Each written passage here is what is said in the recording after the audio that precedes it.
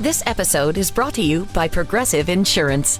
You chose to hit play on this podcast today. Smart choice. Progressive loves to help people make smart choices. That's why they offer a tool called Auto Quote Explorer that allows you to compare your Progressive car insurance quote with rates from other companies. So you save time on the research and can enjoy savings when you choose the best rate for you. Give it a try after this episode at Progressive.com. Progressive Casualty Insurance Company and Affiliates. Not available in all states or situations. Prices vary based on how you buy. This is a PSA, or public sock announcement. Experts have declared Bombas socks as the best way to warm up chilly feet. These pairs are super cushy, soft, and designed for maximum coziness. Plus, for every pair purchased, another pair will be donated, so someone in need of essential clothing can stay warm this winter.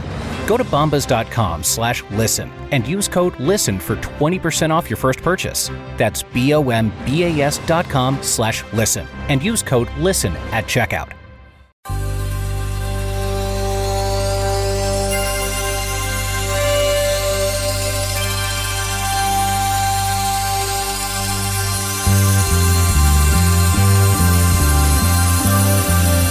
It's the Bob and Tom Show. Well, Dino, 'tis the season. How about a little Christmas tale? Sure, Pally. What's her name? No, a Christmas story. Okay, everyone loves Christmas. When hearts are filled with cheer. But sometimes Christmas ain't so great. Yeah, tell them about last year. Well, it went a little something like this. I was snowed in at the airport late last Christmas Eve. They finally cleared the runway and said the plane could leave. I couldn't call my wife to tell her I was coming home. When I opened up the door, she wasn't home alone.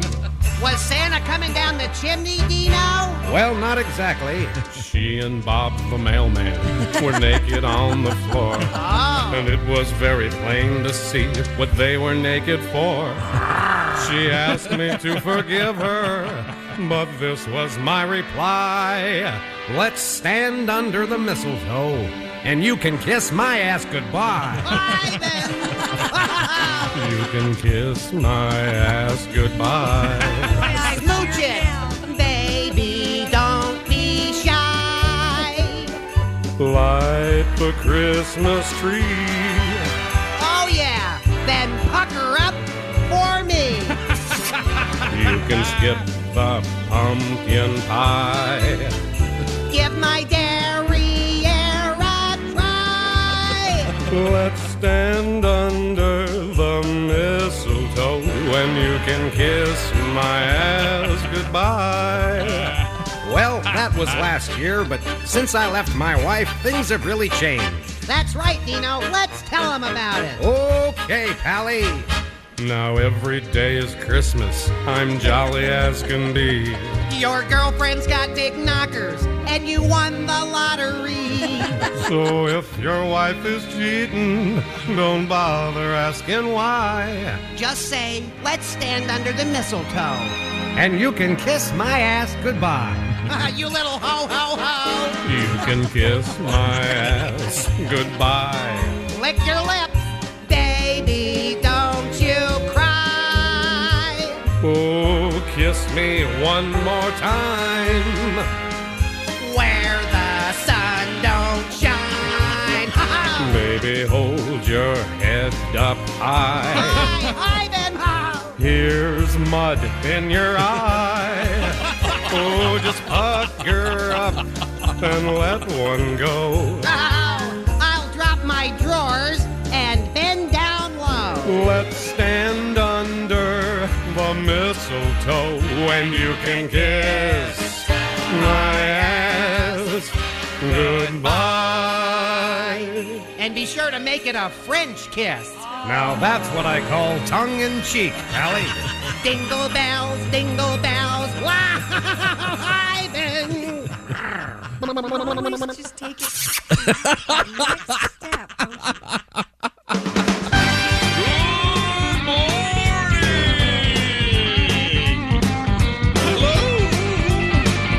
From coast to coast, it's the Bob and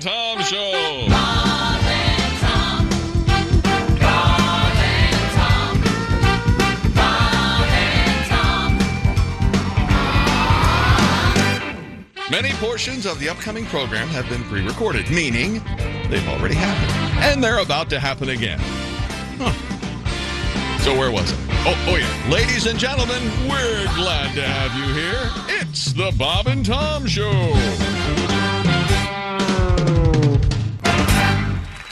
At the news desk, it's Jess Hooker. Hi. Here's Pat Godwin.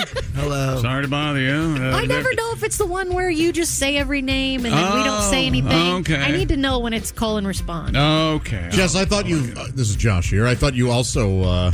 it seems to me that you're having a bit of the third days in a row. It does. Wednesday hits. Yeah. It hits different. You come in Monday, you're excited. You come in Tuesday, you're still a little excited. Wednesday, you're like, this sucks. How do you guys do this every damn day? Getting up a little early. Yeah. There's Ace Cosby. Hello. I'm Chick. Here's Tom. We got a special guest, Tom. Say hi. You can see his massive leg. Oh, really? Yeah, I took a nice picture of. That's a great tattoo. It's Sam Miller. I'm sorry, Sam Miller is our guest. Sam is a man of a certain size. Would you say 372, 2 yards high? You know, that's 2 yards high. My third time on the show, and I love it because I stay the same size. It's amazing. I'm into it, man. I love it. But I mean, you have a tattoo on your leg, and it goes from sort of your knee down to your ankle. It's a big one. Yeah, and it's the marquee from the historic Capitol Theater in Olympia, Washington. It's beautiful, and the reason you have it is because I woke up in front of there June 10th, 2008, my last night on the streets, and I recorded my album there, which was April 24th, 2 years ago was when I recorded That's a cool it. cyclical thing. I really love stuff like that. Yeah. And it's part of my being in recovery is I kind of pay attention to things like that. I don't know what's going on. I'm not one of those folks. I'm not here to talk about that. But sometimes things work out in a certain way, and I go, maybe I'm connected to ways and things I don't understand. So on the one leg, you have the triumphant return to the Capitol Theater. Mm-hmm. Have you considered the other leg a tarp? You lying there with some toothless babe. I think that would defeat the purpose of the one. No, it's kind of a yin yang. Yeah. I talk about it because I like to think that maybe I was her bottom too. And then maybe she's like, I woke up with this homeless guy. I don't know why she's talking. I'm not going to impress you. She's like, I woke up with a homeless guy under a tarp in front of the Capitol Theater, and she does comedy about me. There you go. It's like yin and yang, but under a tarp. I call him the Crusher. I learned a valuable lesson. Get on top, for God's sake. The man's huge. Can I ask you a question? What ring size is that? It is huge. It is huge. Yeah. Yeah. Let me see. Can I see how big your hand? Yeah, here, my you can God. wear it. Yeah. You got it. Now you have to make love to my wife. That's Put the ring on. Sorry. Works for me. She sounds beautiful. She's wonderful. Two of Jess's fingers and one of yeah. I actually had to get because my finger got too big. And I had to get a new wedding ring. Wow. And I was on the road without a wedding ring. Ooh. Oh, yeah. You were. No. Causing some problems. Well, Josh, if you go out on the road with your wife, how are you going to get laid? That's exactly right, Chick. Come on. Yeah. I had to have some hard conversations with some folks. It makes me feel for the women people in my life.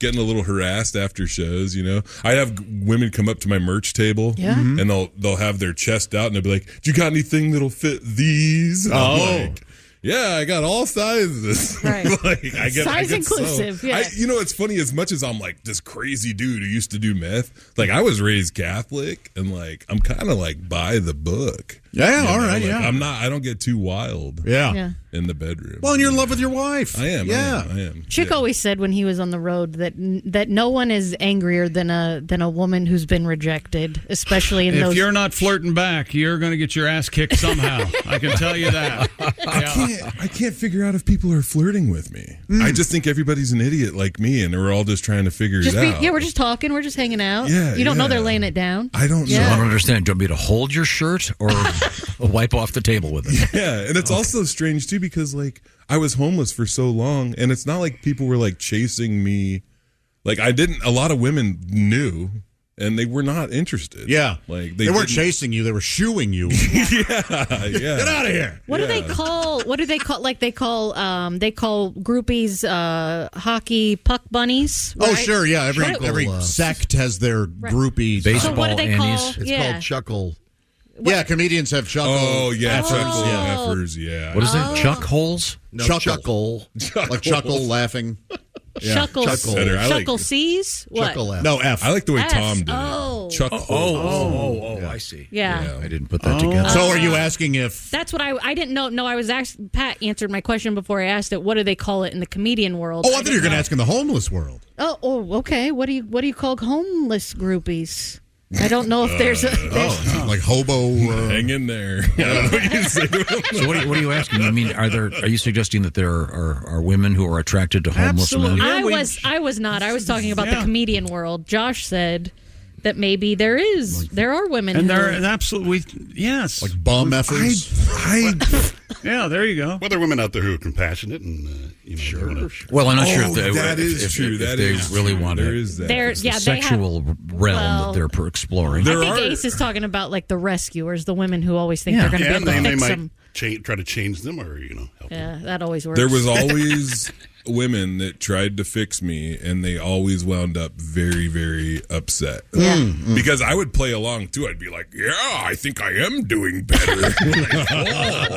No more meth for me.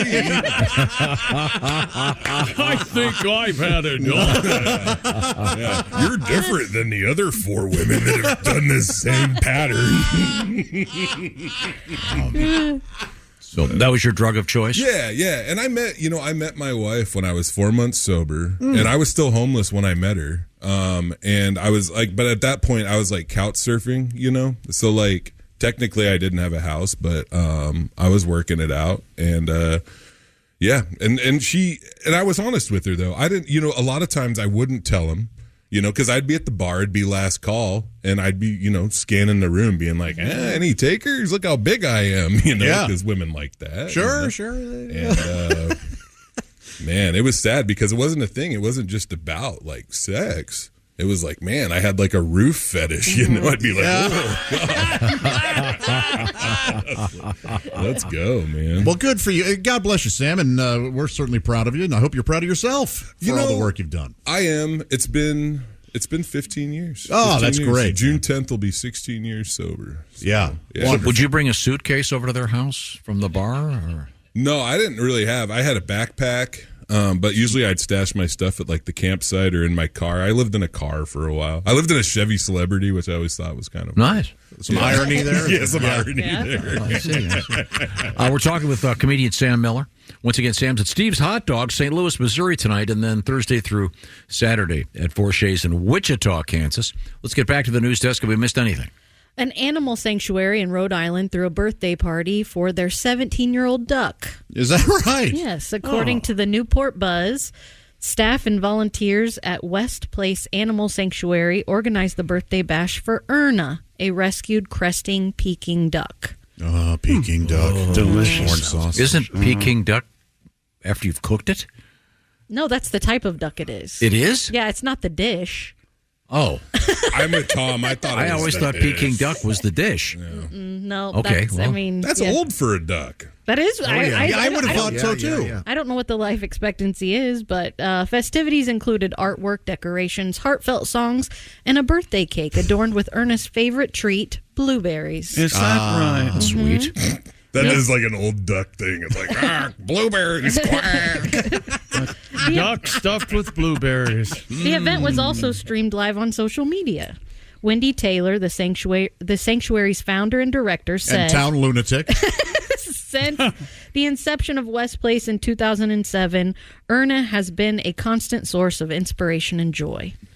Though the Inspiration. She's a duck. There goes my hero. Though the ducks typically live 8 to 12 years, Erna has beaten the odds. Oh, my gosh. Have you seen this picture of her? No, does she look old? Oh, God. Oh, my God. She looks...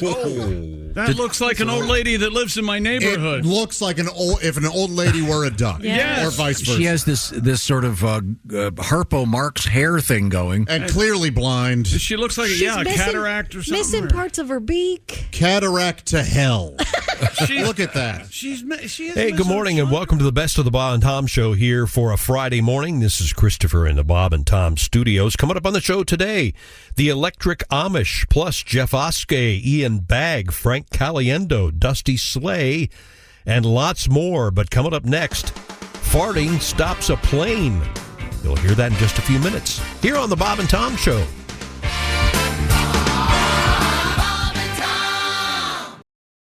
This episode is brought to you by Progressive Insurance. Do you ever think about switching insurance companies to see if you could save some cash? Progressive makes it easy. Just drop in some details about yourself and see if you're eligible to save money when you bundle your home and auto policies. The process only takes minutes, and it could mean hundreds more in your pocket. Visit Progressive.com after this episode to see if you could save. Progressive Casualty Insurance Company and Affiliates. Potential savings will vary. Not available in all states. This is the Bob and Tom Show. Welcome back. This is Christopher in the Bob and Tom Studios. In this segment, farting stops a plane. And some ice contact for you here. We are having some special guests watching us this morning, and we've got Duke Tomato and the boys live. And we just heard from the Steven Singers in honor of Mr. Singer being here. What a fun morning. And I enjoyed the flute that Jay Young was playing that's been added to the Steven Singer song. And that guy's good. You get any woodwind or brass in front of him, he knows what to do. That's very nice. Very nice. And we're going to get a song out of Duke in a matter of moments. Just try and keep his mouth off of it. Duke, let's take a short break. We'll get a song out of you in just a few minutes, okay? Okay. Thank you very much. I'm going to do this next world record in the Sportscast under protest. All right. It will become obvious almost immediately what my problem is with this.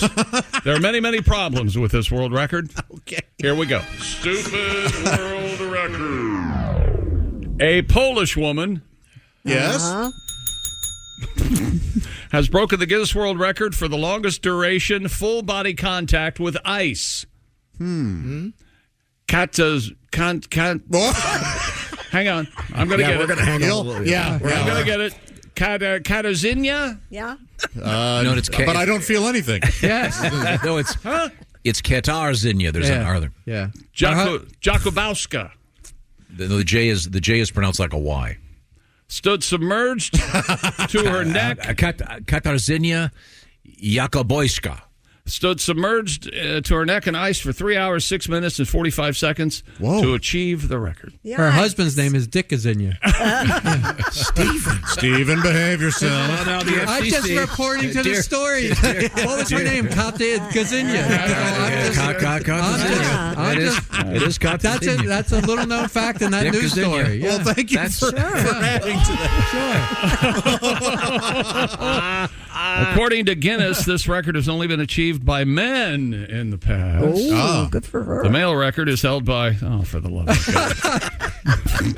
Another Polish person. It's Krzysztof Gajewski. No, there's another syllable in Krzysztof. It's there's an Associated Press pronouncer there. It's Krzysztof Gajewski.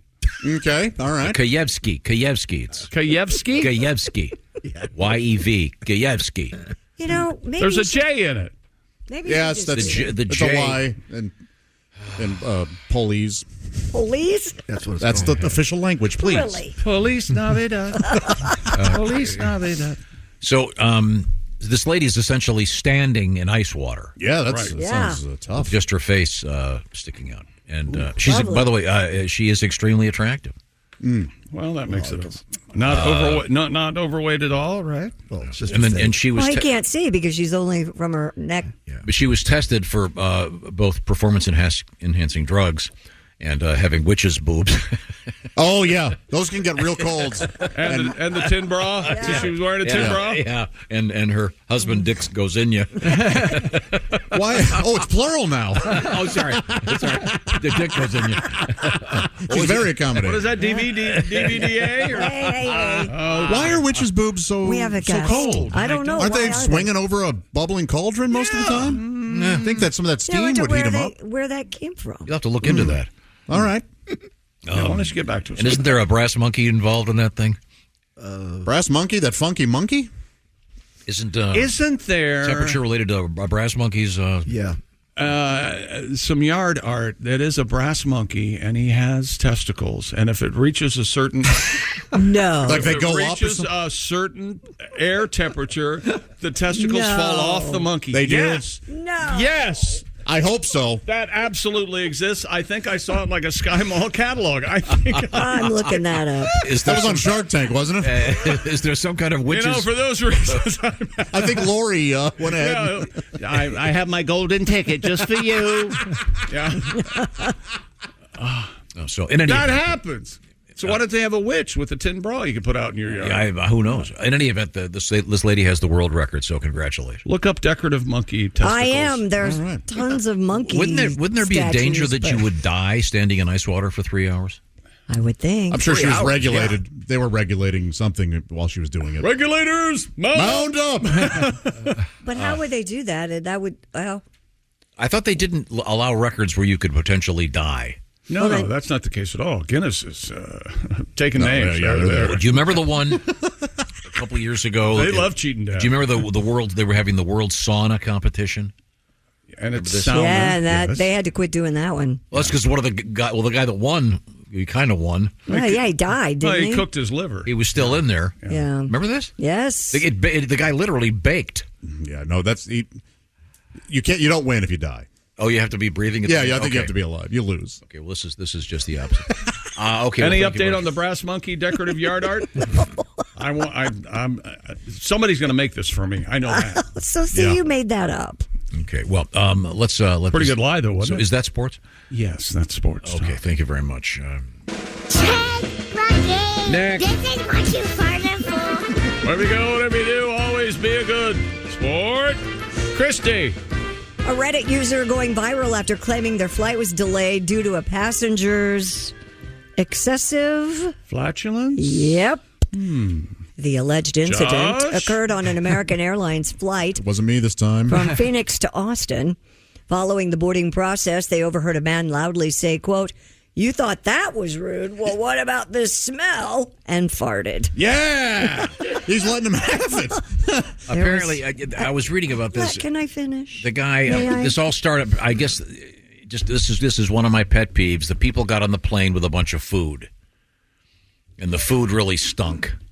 The guy like a teriyaki chicken Subway with extra onions, or so people complained, and he said, "If you think that's rude, right?" Yeah, allegedly, there was a back and forth between the person dubbed Fart Man and several other passengers before flight attendants stepped in, and the plane began preparing for takeoff. The user wrote the plane suddenly stopped on the runway. The pilot announced they would be returning to the gate. All right. A flight attendant informed Fart Man he would have to get off the plane to the relief of the other passengers. Hey, play one more. Godwin didn't hear it. Thank you, Jim. The incident delayed okay? the flight about half an hour. I don't think so. Oh, you've got to do those back to back as quick as you can. I think it'll cut it off because they're both kind of short, so it'll go. Okay. Thank you very much. Next. I'm so happy.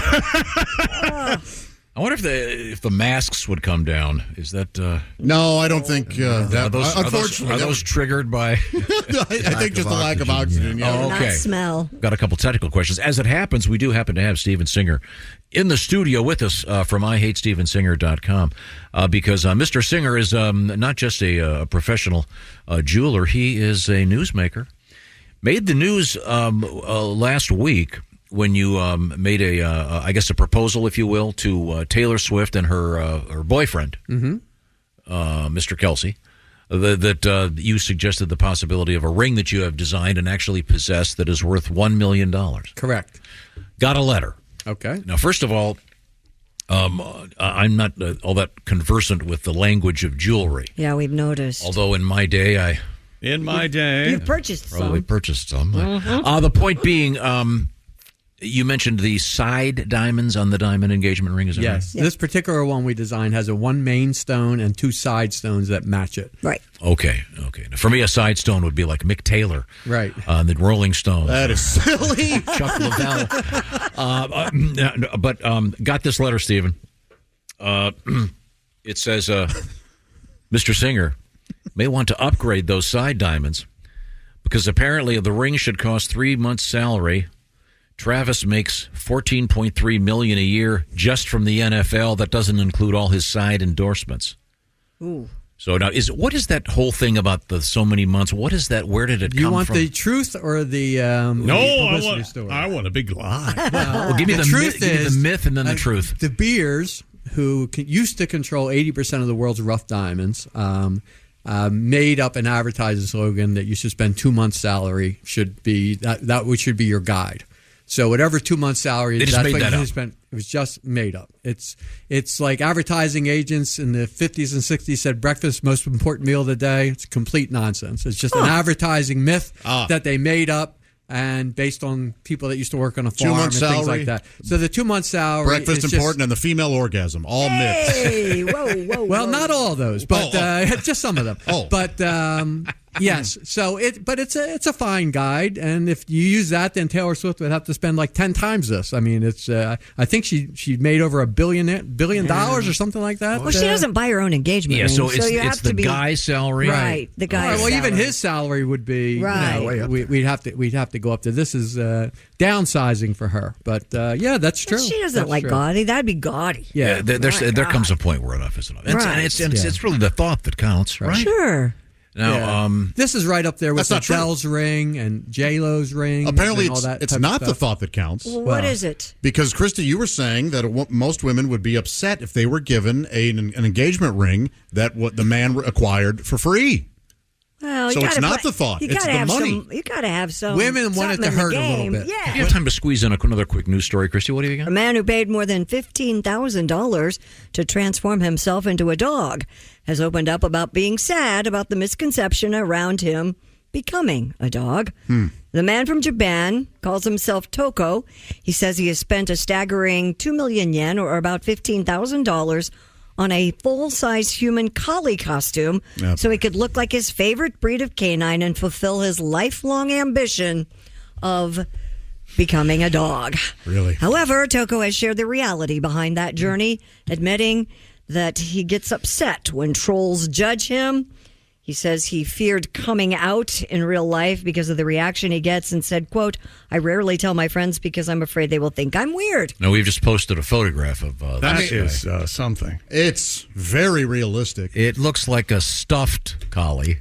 Sure. Here's a video of him rolling around and doing When he's like moving and stuff, it looks, Yeah. at first glance, you'd go, oh, there's a dog. Is this guy a midget or something? How's he get into that costume? Hang on a second, Joe. What the hell is going on? You know what? Stevenson, he brings up a good point. What the hell is going on here? Huh? I think he's a smaller man, but I don't mean, he's not a puppy. Overly tall. I think the weird part is that he takes himself so seriously. Just to do the right thing, he got himself neutered. Yeah. Oh, that's good. Yeah. Okay. If you see this video, I mean, he's scratching at the door Is to he come humping in. anything? He's got to be humping, right? That would have to be the number you'd one. think. He's not humping. Well, later on in the video, his master comes up and whacks him in the face with a newspaper because he pooped in the living room. Well, your bucket list, though, if you're going to be a dog, and let's say that's bucket list item number one. Right. Number two, it would have to be humping something, right? Yeah. You would and think. he's crapping in the yard. What is he trying to get in? Is he he's trying to get in. There he's drinking. Oh, he's drinking a soda. Oh, Yeah, now you there can he's have got soda, sir. he's got a cherry Coke there. It looks like. What's going on He doesn't there? get to have that. This is crazy. Okay. Are there any pictures of the guy when he doesn't? No, have he the- says he won't show his face So- because he doesn't want people at his workplace to know that he does this at home. So is that a suit he had made, or is Yes. is it a carcass from an actual- $15,000. Yeah, we had it made. $15,000. It's not a carcass from Rick an actual- Baker, actually. No. The Oscar winner Rick Baker made it. I remember, the werewolf movie with David Naughton when he turned into. I lost my mind. Sure. This guy's actually turning into a dog. He actually goes on walks with his. They'll put a leash on him and he'll go for a walk. All right. I don't want to hear about him until he's You know put what? down. That's exactly what the other dogs are saying. All right. yeah. What the hell is this? Does he lift his leg when he is out on a walk? I don't know. It What's doesn't what's show going that. on there? Hey, why do the boy dogs do the with their back feet when they get done using the bathroom, and the girl dogs don't do that? It depends, dog to dog. I have varies. never had a dog that did the with their back feet. Does Try to Buddy bury do it? that with his back feet? No, he does it at night in the bed. He goes like crazy, like the Three Stooges, like he's doing like the curly shuffle. Yeah. He goes like crazy. And then I read online it's that if dogs do that before they go to sleep, they like are getting their space ready. And he goes bananas. You look, he's doing the curly shuffle every night, but not when he goes to the bathroom. That's beautiful. Well, this guy, I'm guessing, is a bachelor.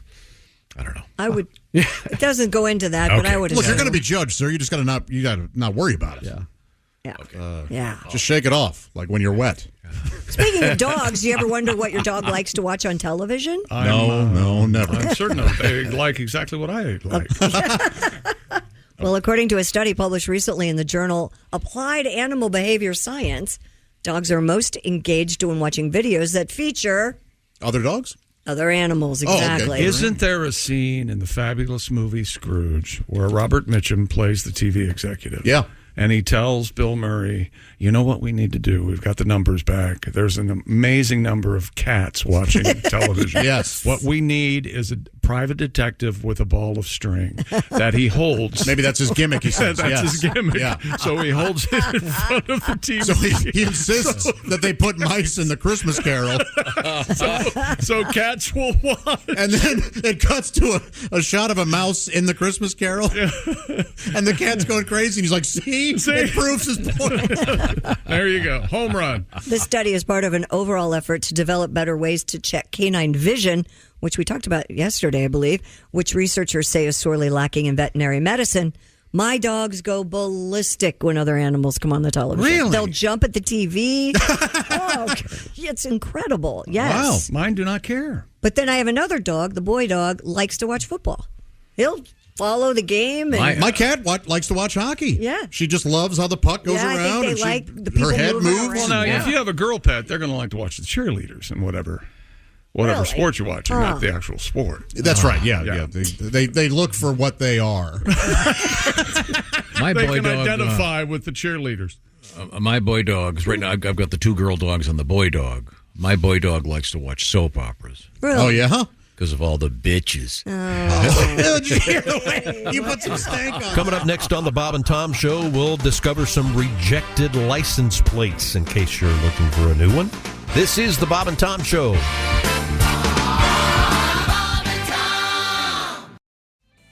This episode is brought to you by Hyundai. Think you know what an electric vehicle should be? Think again. From the charge time and range in the Ioniq 5 and 6 to the 601 horsepower Ioniq 5N, Hyundai is redefining what EVs should be. Learn more about Hyundai EVs at HyundaiUSA.com. EPA estimated 303-mile driving range for 2024 Ioniq 5 SE SEL limited rear-wheel drive and 361-mile driving range for 2024 Ioniq 6 SE long-range rear-wheel drive with fully charged battery. Actual range may vary. Welcome back to the Bob and Tom Show here on a Friday. This is Christopher speaking. The gang will be back in here live on Monday morning. Let's go through some rejected license plates in case you're looking to personalize yours. I'm Chick McGee, and here's our leader, our founder, Mr. Number One. Fearless leader. Big T. Big T? Big T. Yeah, Big T in the house. Big T. That's what my physical therapist calls me. Big T. Oh, that's cool. Big T. Really? Keep you motivated? Yeah. Who called you Mr. TG? Was that in the Bahamas? That was a server lady in the Bahamas. Yeah. Server lady in the Bahamas. I don't mean to. Some people get upset with the word waitress, but she was. Do you remember what the lady in the Bahamas called me? I do. Remember this? No, I didn't hear this. Sugar bush. Oh, that's so good. Because my beard was I can more never- salt and peppery then. I can never forget that because my mother lived in the Sugar Bush condominiums. She looked a little bit like a Della Reese. Yes. actually. Yeah. Did she have a sweet? Much I like only- much like earlier today, you couldn't say the joke you had in mind out loud. Yeah, you can't say one. I can't either. Mine's different. Yeah, she but called me equally Sugar offensive. Bush, and we lived together for 3.5 years. Oh, lovely. Give it a shot. Okay, we got. I gave it a shot. We got to get to this news story about license plates. But I want to go back to the one that you gave us before we took a break. Which one? B. Chicken. Oh, C. No. CK. And Christy, booty. Set this up, will you? officials are sharing some of the personal vanity license plates that were rejected in 2023 at the Indiana Bureau of Motor Vehicles. They include... Where's this? Indiana. Okay. Some of these are also, we have another list from Canada. Yep. Equally interesting. All right. So we left you with CKNBUT. And it's not chicken butt, but thank you, Christy. That was, I see you. chicken butt. Okay. All right. These are the ones that they wouldn't give these to people. No. All right. This one's kind of cute. I can't believe they didn't let this one. GOTA space POO. Oh. Gotta poo. That's kind of gotta poo. That is kind of. I think they're trying to keep it away from the scatological. I think is the logic. So I imagine it's my understanding from talking to someone that works at one of these license branches that they is that your understanding? And you expect us to believe you know someone who works at a license branch? Yeah, she used to work here actually. And I that's know true. Yeah. Okay. A list is circulated among all the states that have the vanity plates, just to kind of be on the lookout. And there are people that always get away with something. Oh yeah. Mm-hmm. Here's one that I love. This is not on the list of forbidden ones. This is on an actual vehicle. It's this is on a from Pearl River, Mississippi. Beautiful plate. That's where Elvis was born. It's RZLDAZL. Razzle right. Dazzle? Razzle Dazzle. Oh, wow. I saw this one last It's on a night. Jeep. Yeah. 2THF1XR. Think about it. Tooth fixer? Yes. So a dentist, cute. perhaps? Isn't that cute? Do you think Fixer. I could get PLSHR HOLE? You think I could get that? No. Hey, you know what you could get? PLSHR. You could get me some. You could get SHR. You know what you could get? No, check. PLSHR HOLE. You could get me some coffee. Yeah, could you go into Broad Ripple? I'd like I something still from the don't know. Monon place. I'm still trying to figure this out. Yeah, I don't know. You know what it is, Tom? PLSAR hole? SHR. SHR? Pleasure. Hole. Oh. I still don't know what the pleasure hole is. Well, You don't? On Chick? Stop by and just not on me, on anybody. Just press Chick's prostate button. Oh. By the way, I'd like to clarify Miss for Sugarbush. someone that wrote a letter. Prostate, no R. Prostrate means you're lying down, getting your prostate checked. Okay. Once again, these are rejected vanity license plate suggestions. Some of these aren't. They don't seem that bad to me. What's this mean? Zero, I guess. BOLLOX. That's our English. Yeah, that's cussing in England. Bullocks. In Indiana, it should be fine, but in Canada, it may not be. Yeah, see, some of these are from Canada. Yeah. Oh, this one was from Indiana, it said. One doobie. Numeral 1, Yeah. DOOBIE. They don't want too many drug references. The next one you have if to they write give them down. one doobie, I should get pleasure hole. No, wait, hang on a second. Now, Chick. Yes. Restraint for the next one. Okay. Numeral 4. Numeral 4. Space. Q. A. Oh. N. I. L. Okay. When you're a fan, you're a fan. I guess. Yeah, that person is pro. Yeah. For it. So, Wait a minute. Let me write it down. I'm not getting it. 4 N A. N. 4 A So N. when this guy shows up at your daughter's for the prom in his minivan, no kidding, with the 4ANIL plate. Oh. Now You went with I instead of A. Now here's a more subtle one. You'll need your pencil for this one. A55 ass. Oh, is this like boobies on one of those old calculators? A55 M4N. Ass man. Yeah, ass man. Yeah. Yeah. And then this next one puzzles me. I don't know why they would. Do you have the next one that starts with an A? AVG? Yeah. AVGSIZE. Oh, average Average size? size. Oh, I thought it was vag season. That's cute. Yeah. No, it's Vag wabbit season. season. Vag season. Vag season. Wabbit season. It's funny because I walked into REI. Fire. I walked into REI last week. I said, "Hey, listen, I'm looking for. Is it vag season? No, that's it's only bow and arrow vag season. Yeah, you can only use the bow and arrow.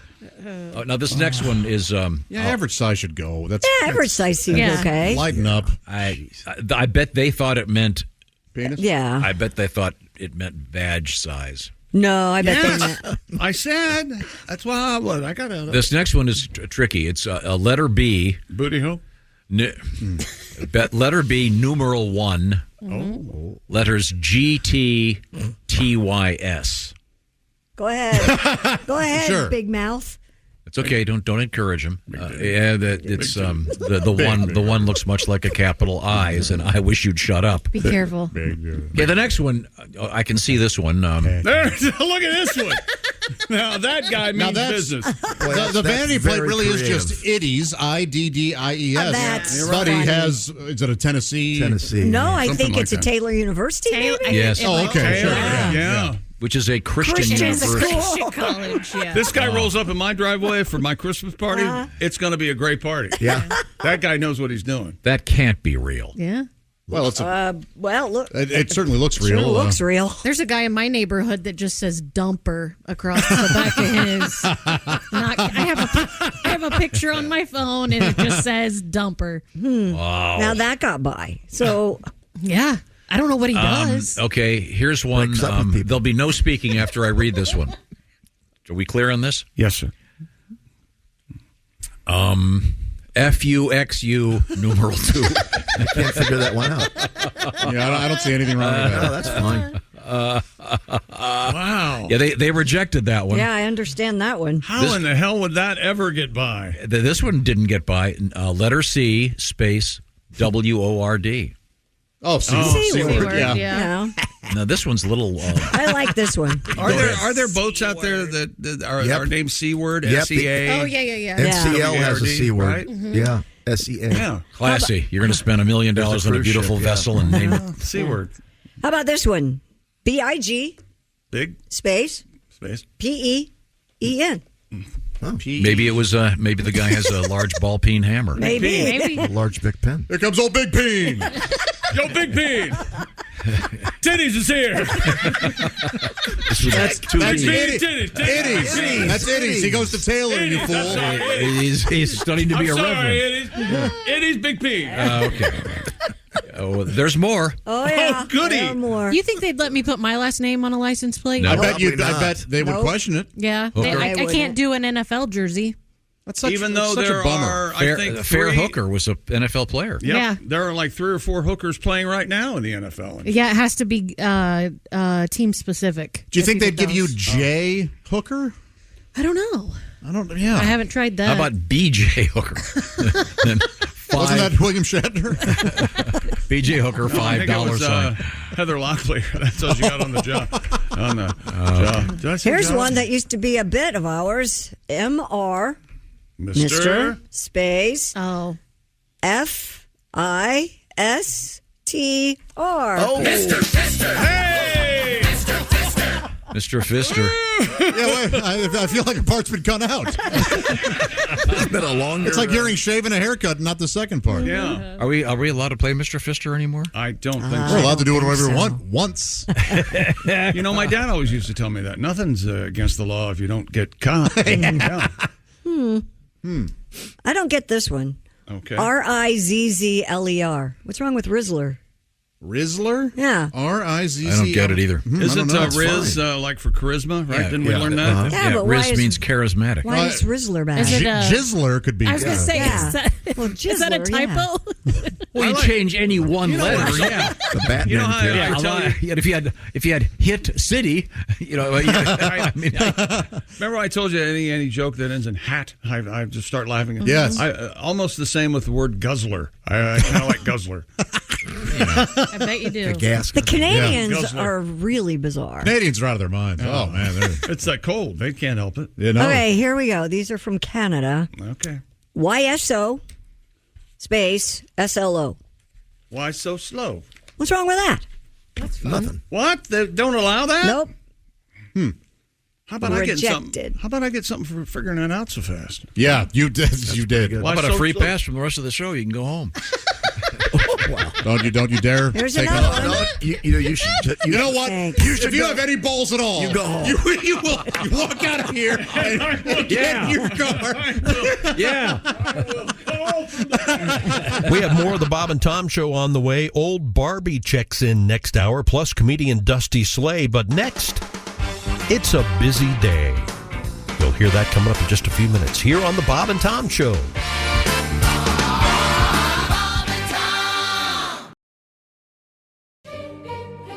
This episode is brought to you by Prime Video.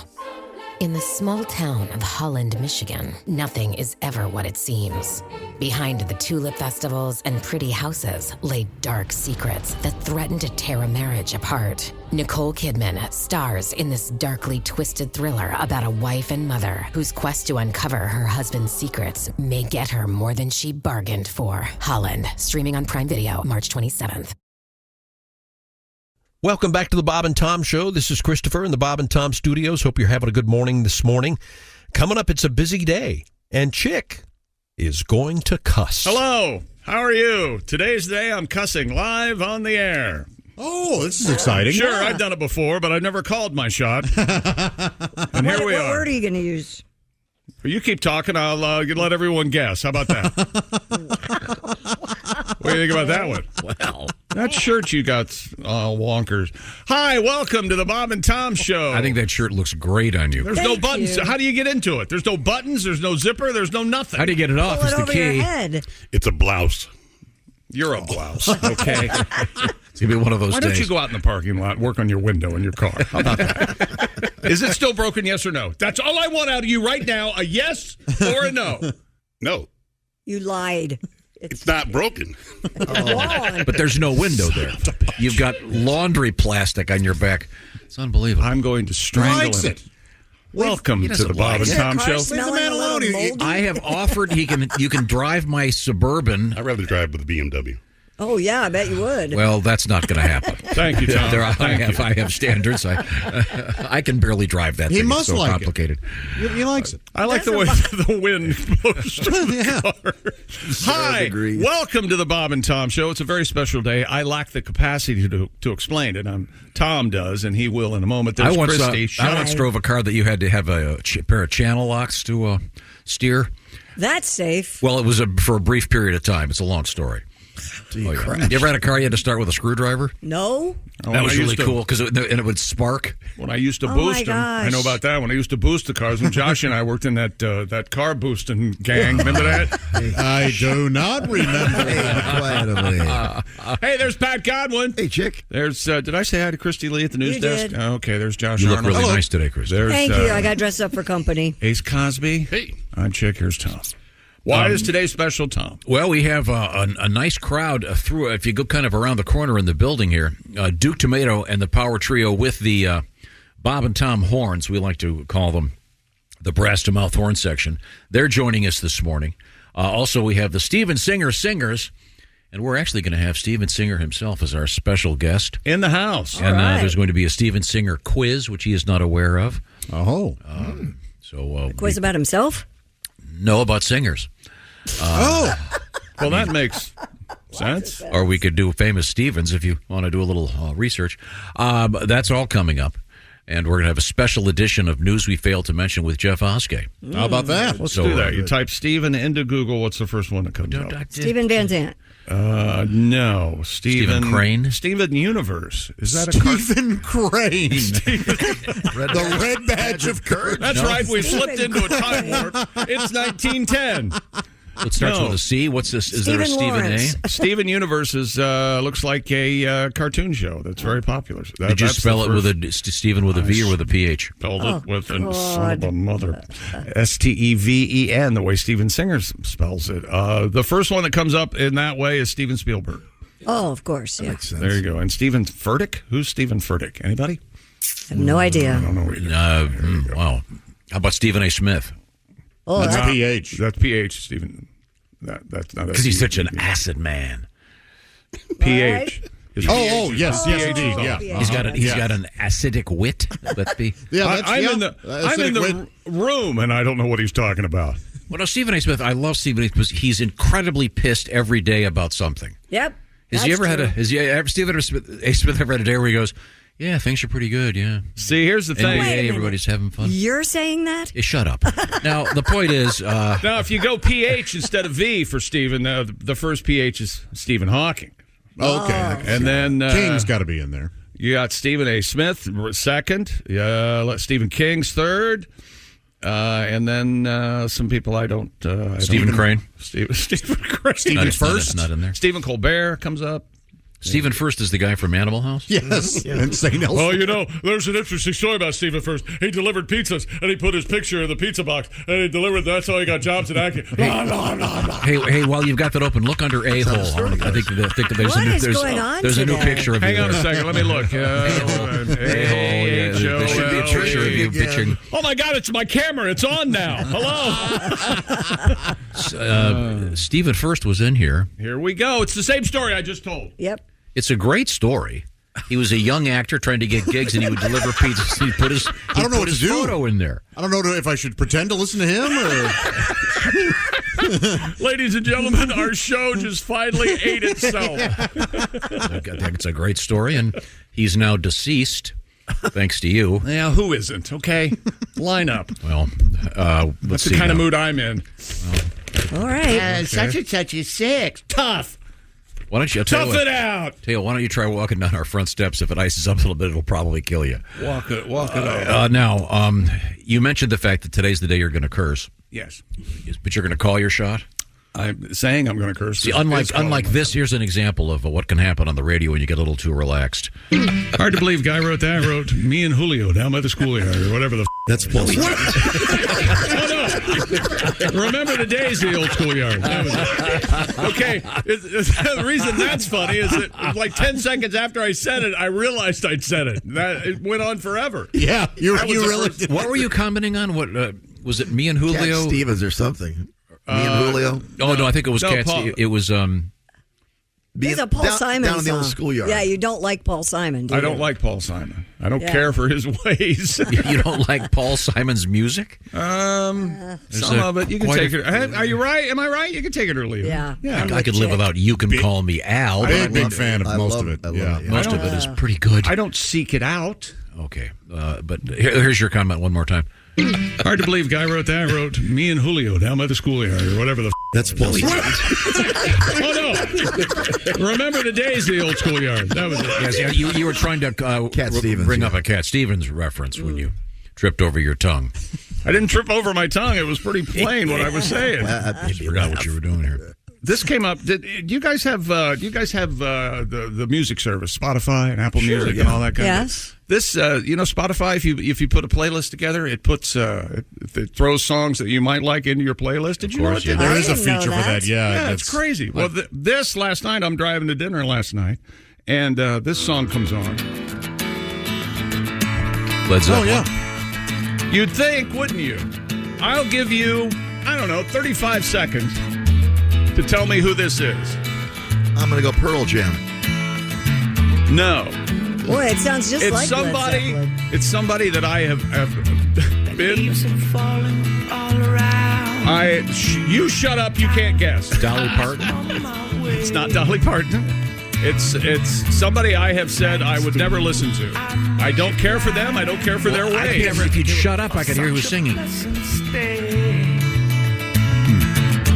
But now it's time for me to go. I don't know who It's that's. a note-for-note cover of a Led Zeppelin song. Right. A great impression. Yeah, that is kind of an impression. I'll give you a hint.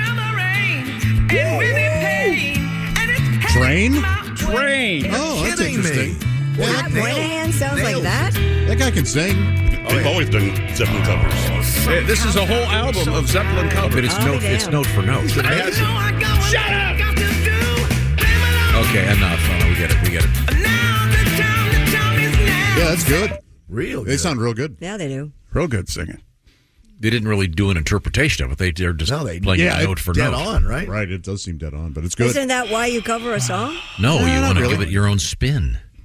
Well, maybe that is their own spin. Maybe they like no, it's the not. original. It's note for note. Oh, I like that. Their spin is no spin. Yeah. Yes, but can't you recognize that maybe that is their spin? It's no spin. Instead of your interpretation for their spin, which wouldn't make any sense. No, I can just play the record if I wanted Jake, to. I feel for you. This is one of those things that inexplicably pissed him off. I was delighted. It started to play it. I thought, oh, this is interesting. This makes me want to go listen to more Train. But no, apparently their take on Zeppelin is not up to snuff for Mr. Griswold. No, it's just not. And it's not different at all. It sounds exactly like the original. How about a Frank did Ramble On? How about that? Ramble On.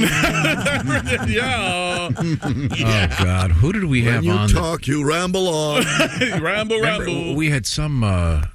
who was the guy that redid Nirvana Smells Like Teen Spirit?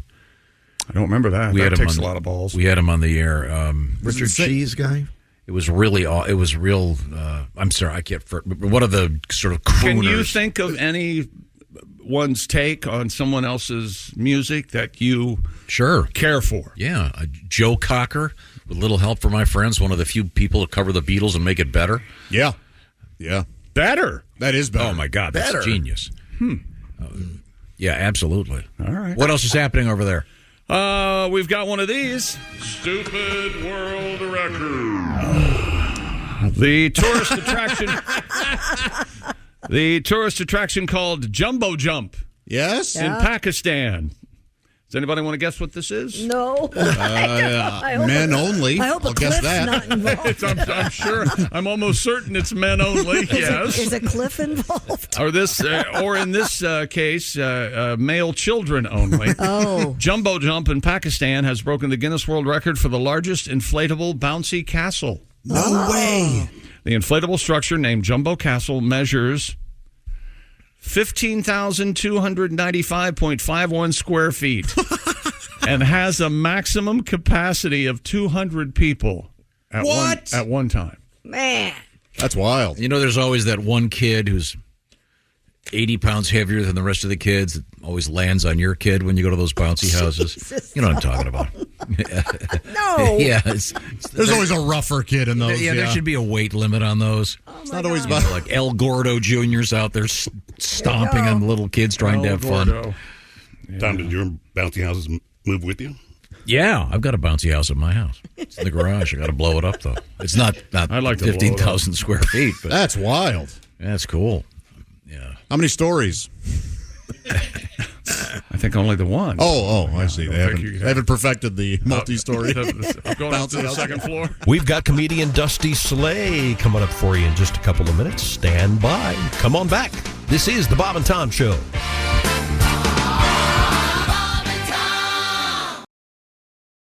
This episode is brought to you by Indeed. When your computer breaks, you don't wait for it to magically start working again. You fix the problem. So why wait to hire the people your company desperately needs? Use Indeed's sponsored jobs to hire top talent fast. And even better, you only pay for results. There's no need to wait. Speed up your hiring with a $75 sponsored job credit at Indeed.com/podcast. Terms and conditions apply. More of the Bob and Tom Show now on a Friday morning. This is Christopher in the Bob and Tom studios. How about a segment with comedian Dusty Slay? Here's Tom with our special guest, Tom. He is indeed Dusty Slay, comedian. It's great to see you in person, Dusty. All right, I'm pumped to be here.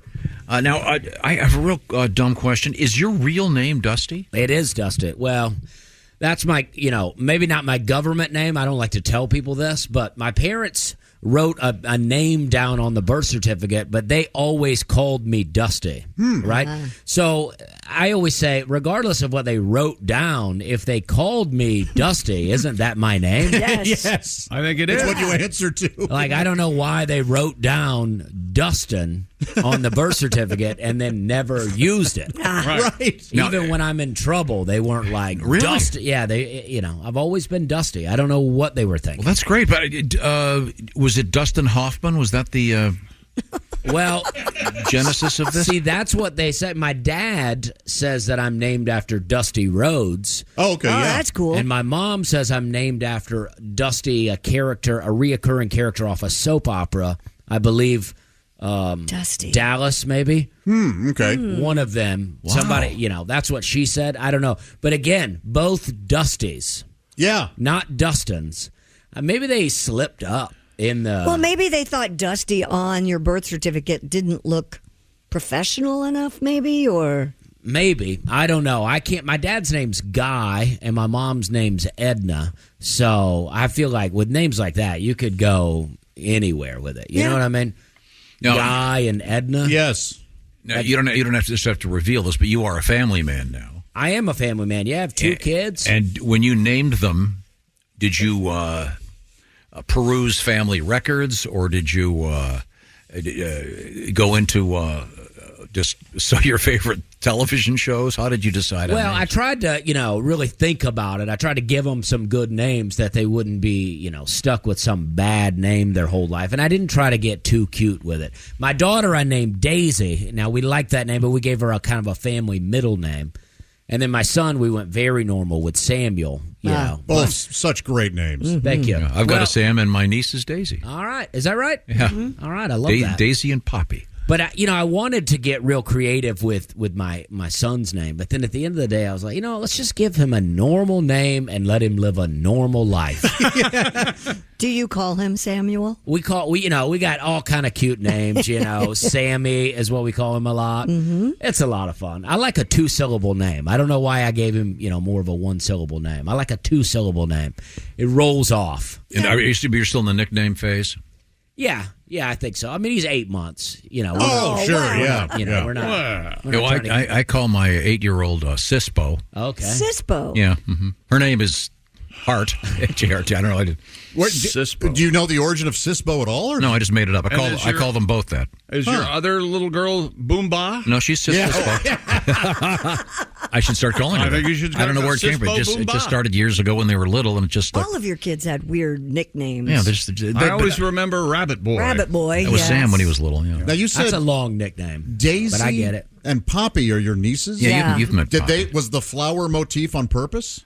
Yeah, I asked my sister Jan. Jan. They are indeed Daisy and Poppy. If we had another daughter, we wanted to name her Rose to keep a real flower theme going. Yeah. Right. We were into that. We like a theme. Yeah. It's a beautiful name. There's not a lot Rose. of them. I couldn't think of a male flower I wanted to name my son, Thistle, maybe. Oh, that's not bad. I don't know. Is Thistle Basil? Neutral.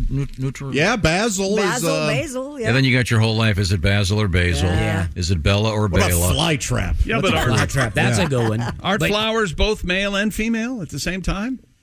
I think so, but all the names feel Are very feminine. Okay. Yeah. Like Iris. A friend of mine assigns gender to numbers and letters.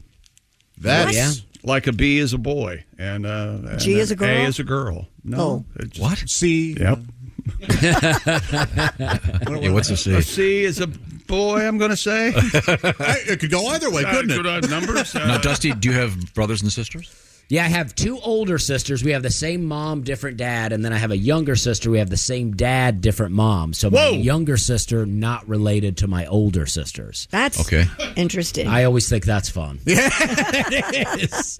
Are there names relatively normal? Yeah, they're all pretty normal. I got the weird, it's like I got Trisha, Jennifer, and Brooke. And then Dusty. That's what happens when my parents get together and name a kid. Oh, It okay. worked out well for me, but Yes. I think Dusty Slay is a fun name. Oh, Great it's a killer name. And I think I'm the only one. I looked up on Facebook one time, and there were some others, but they seem fake. and it came after you. Yeah, it seems fake, though. One guy I looked up on Facebook, it looks like me had I not moved from the trailer park. All right. It's like alternate reality Dusty.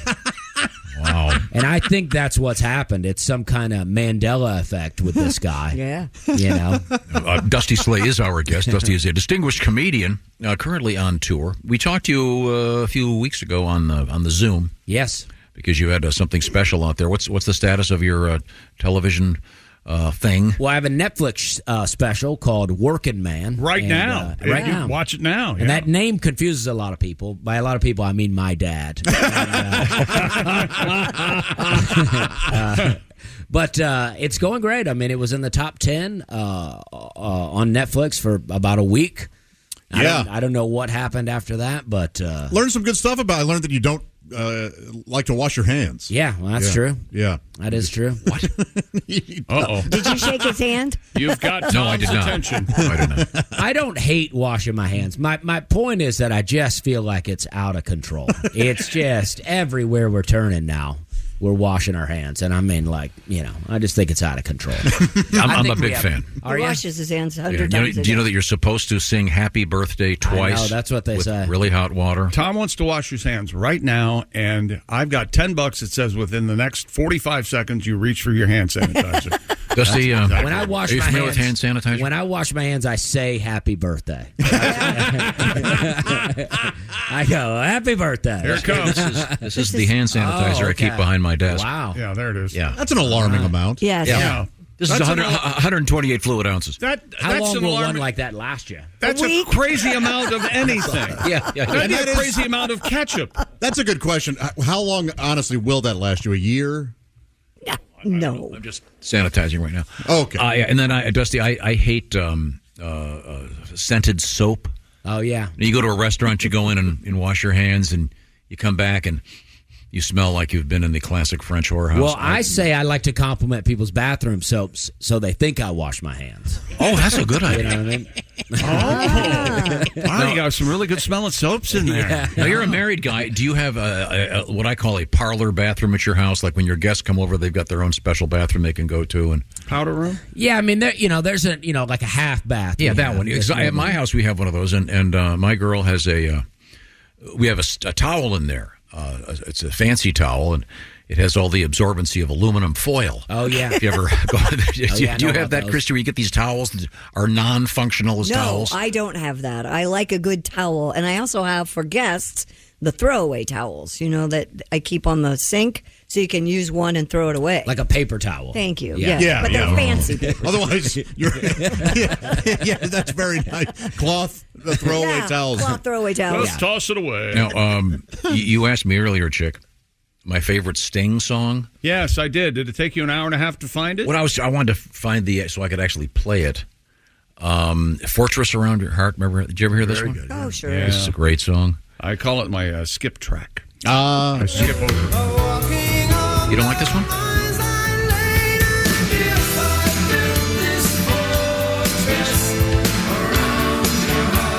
Great song. And I promised I would mention that book. There's a book that's No one was waiting for that. No, in case you were. Sting's guitar player wrote a book called "Do Stand So Close: My Improbable Adventures as Sting's Guitarist." It's a great book. I really recommend it. If you're a guitar player, really fun. There's no way it's not out of print. Who came first, the wrestler or the musician? I don't know. That is a good question. The Police is 79, 78, 78, 79. So it probably Sting, the singer, then. But was he Sting then when he was with because didn't he was wear something well-known that Sting? made him look like a bee on Yeah, stage? he wore They picked rugby on him. shirts, I think. And I was reading about Sting. He was Sting before he was even in the Police. He was always Sting when they. You think the wrestler was like aware of Sting? Must have been, And but was just went, I don't care. He was just like, I'm just going to do it. Yeah, I'm going for it. They can't sue me because I'll wear makeup, so they don't know what I look like. They don't know who I am. Yeah. Tom, are you familiar with the wrestler Sting? I am not. I didn't think so. Now, wasn't he in a lesser league, if you will? For I think he bounced around. Well, he was in the WCW. He was against Ric Flair all the time. Right. I mean, he was, that's true. He's in AEW now. He's there you still in the ring. Yeah. When you wear the paint, you can't see the air. There's your lesser league, the AEW. Okay. But he was always WCW, and then he switched over to WWF way later. But he was, he's a classic. He dressed up like the Crow later. Oh, yes, he Remember did. he was Yeah, the it got Crow. very real that dark. Brandon Lee. Yeah. You got to hand it to the older guys that do that because it's so hard on the body. Dude, I can remember seeing Dick the Bruiser toward the end. That was my dad's favorite wrestler. Dick the Bruiser. Yeah, he was great. He got a little stocky there. He had a dad bod for sure. Did you ever bruise That your seemed dick? like a setup. Yeah. Oh, yeah, I guess it did. Yeah. But no, my dad. My dad, who's your favorite? Dick the Bruiser. Well, technically, didn't Ric Flair not retire till he was in his 70s? I mean, I don't know if he's I told you I was on a plane with Ric Flair. Yeah. And he was not in first class, but he was on the plane, and he was traveling by himself. And he got off the plane and was walking by himself, and I was right behind him, and I wasn't going to bother him. But he was styling and profiling. He looked like he was just walking to It's me. shocking to me that not one person. If I'm Ric no one Flair, I'm taking somebody with me. And that not one person Gave him went, the woo? Yeah. Woo! No, Yeah. nobody. Yeah. Yeah. And I'm certain it was him. Absolutely certain. Yeah, I saw in toward the end also Bobo Brazil, who Yeah. was famous for Christy Lee. Stealing my Monte Cristo sandwich. No, his move. Oh, Yeah, the cocoa butt. the cocoa butt. She's never going to I'm give not up gonna the get over Monte that. Cristo incident. No, it was. You were horrible. eating lunch with Mr. Brazil? No, I worked in television for a while, and I had to run camera for a wrestling event. And afterward, we all went to dinner, so it was like midnight. And I was having a Monte Cristo, and he walked in, and he goes, "You don't need that," and took it and walked on. You don't need that. Yeah. Yeah. Bobo needed it. Yeah, Bobo wants it. And what Bobo wants, Bobo gets. I wasn't going to fight him. Gosh, Yeah, I was right there ringside. He was badass. Yeah. You ever met a Big wrestler, guy. Dusty? I don't know. I think you'd know, Dusty. I if know met you a would wrestler. think that I know, but Yes. I met Jeff Ross. Oh no, Jim Ross. Jim Ross. Oh, Jim Jim Ross is I met great. Jeff Ross too. Jim Ross, the announcer. Yeah. I feel like I've met wrestlers, but I can't right now. I don't. It's not coming. Oh, you know what? I met the redheaded guy that wrestles right now, the Irish guy. Oh, he's been in here. Oh, what's his name? Seamus? Yeah, Seamus. I Yeah. met Seamus not long ago. Yeah, he's been here. He's a really nice guy. He is a really nice Randy guy. Orton has seen me do stand-up a couple times and has been very complimentary. It's, All right. Yeah, He gave me a hug that I still feel to this day. Have you heard about the wrestling movie that's out right now, The Iron Claw? Have you seen that yet? Yeah. With Zac Efron? It's apparently really sad. It's incredibly sad. And it's evidently all true. And there's even more that they didn't put in the movie because the director said it was too sad already. So They love to ruin your childhood. With Yeah. a sad movie, don't they? Yeah. Yeah, you have fun with this? You having fun with this? Let me show you how sad it really is. Now, You enjoying yourself? Wait till the Bob and Tom movie comes out. You want sad, okay? now, somewhere in this building is a hat from Hyman's Restaurant. Oh, yeah. And our guest, Dusty Slade, distinguished comedian. I've had dinner at Hyman's. It's delicious. Hyman's worked there Restaurant. for a long It's time. in Charleston, South Carolina. You worked there for how long? I worked there, I don't know, off and on about 10 years. I quit, I had a little span in between where I didn't work there. But, I worked there. I was owned by a family with the last name Hyman. And, people would ask me, they would go, "Oh, are you one of the Hymans?" I'm like, "Yeah." Because they named me Dusty Hyman.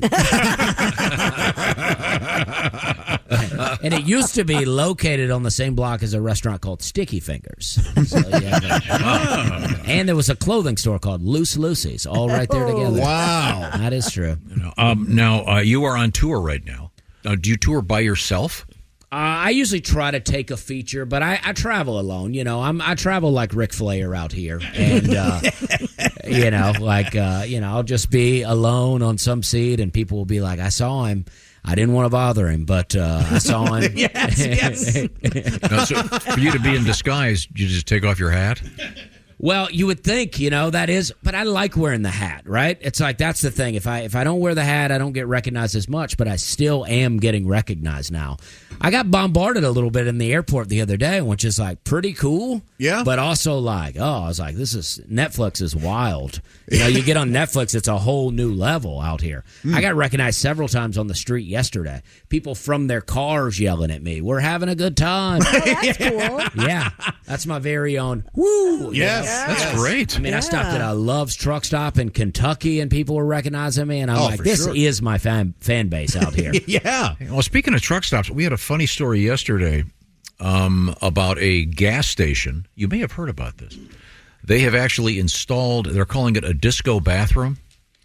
And this particular chain of gas stations has called Hop Shops. Have you ever been to a hop shop? No, but it sounds like there's no need to wash your hands in there. I like that. Well, at a Verona, Ohio location, a couple got married in the disco bathroom. Mr. Logan Abney and Miss Tiana Ailstock.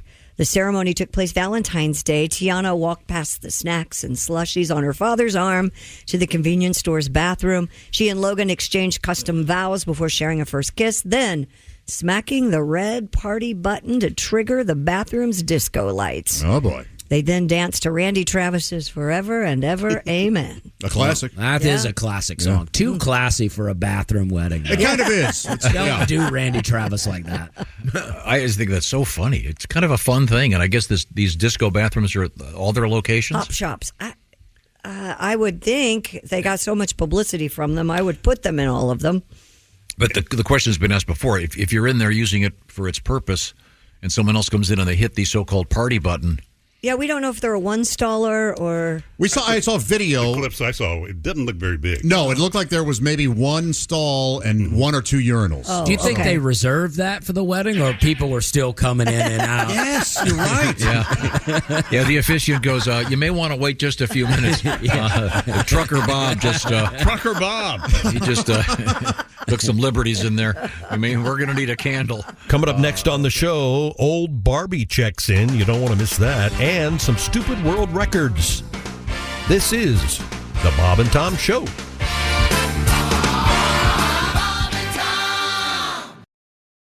Are your ulcerative colitis symptoms proving difficult to manage? Tremfya guselkumab can help you manage the cycle of UC symptoms. At 1 year, many patients taking Tremfya achieved clinical remission, and some patients also achieved endoscopic remission. Individual results may vary. Tremfya is a prescription medicine used to treat adults with moderately to severely active ulcerative colitis. Serious allergic reactions and increased risk of infections may occur. Before treatment, your doctor should check you for infections and TB. Tell your doctor if you have an infection, flu-like symptoms, or if you need a vaccine. Ask your doctor if Tremfya can help you manage the cycle of UC symptoms. Call 1-800-526-7736 to learn more, or visit TremfyaRadio.com. Getting married to my pickup truck. It never leaves me when I'm down on my luck. It doesn't shop at fancy stores or have a lawyer or want a divorce, no. It doesn't care if I stay out late. It doesn't bitch about the money I make. We'll be together till the end. It won't sleep with my best friend. I'm gonna get down on one knee and ask my truck if it'll marry me. I'll never drive another car. We'll honeymoon at the bar. I'm gonna have the time of my life. The exhaust pipe's tighter than my ex-wife. You think I'm crazy, but listen to this. I can bring home a hooker and it won't get pissed. No, the wedding ring won't cost me $1 when I get married to my pickup truck. Welcome back on this Friday to the Bob and Tom Show. This is Christopher in the Bob and Tom Studios. Again, the gang is back in here live on Monday morning. Right now, old Barbie checks in. And how about some stupid world records on a Friday? Right now, on the big screen, we've been joined by That's right, Bob and Tom. It's Bobby from Boca Raton, Florida. Assisted Barbie. Living Center. Nice to see you, Barbie. Looking good. Oh, I'm in my mid-70s. As you can tell, old age has not been kind to old Bob here. Well, I just had my upper wax 3 days ago. It's already back with a vengeance. I'll say, boy. Tom Selleck would be jealous. That's a stash. Thank you. Taylor Swift back in the news. Half the world loves her. Your father hates her. You almost wish the Kardashians were back.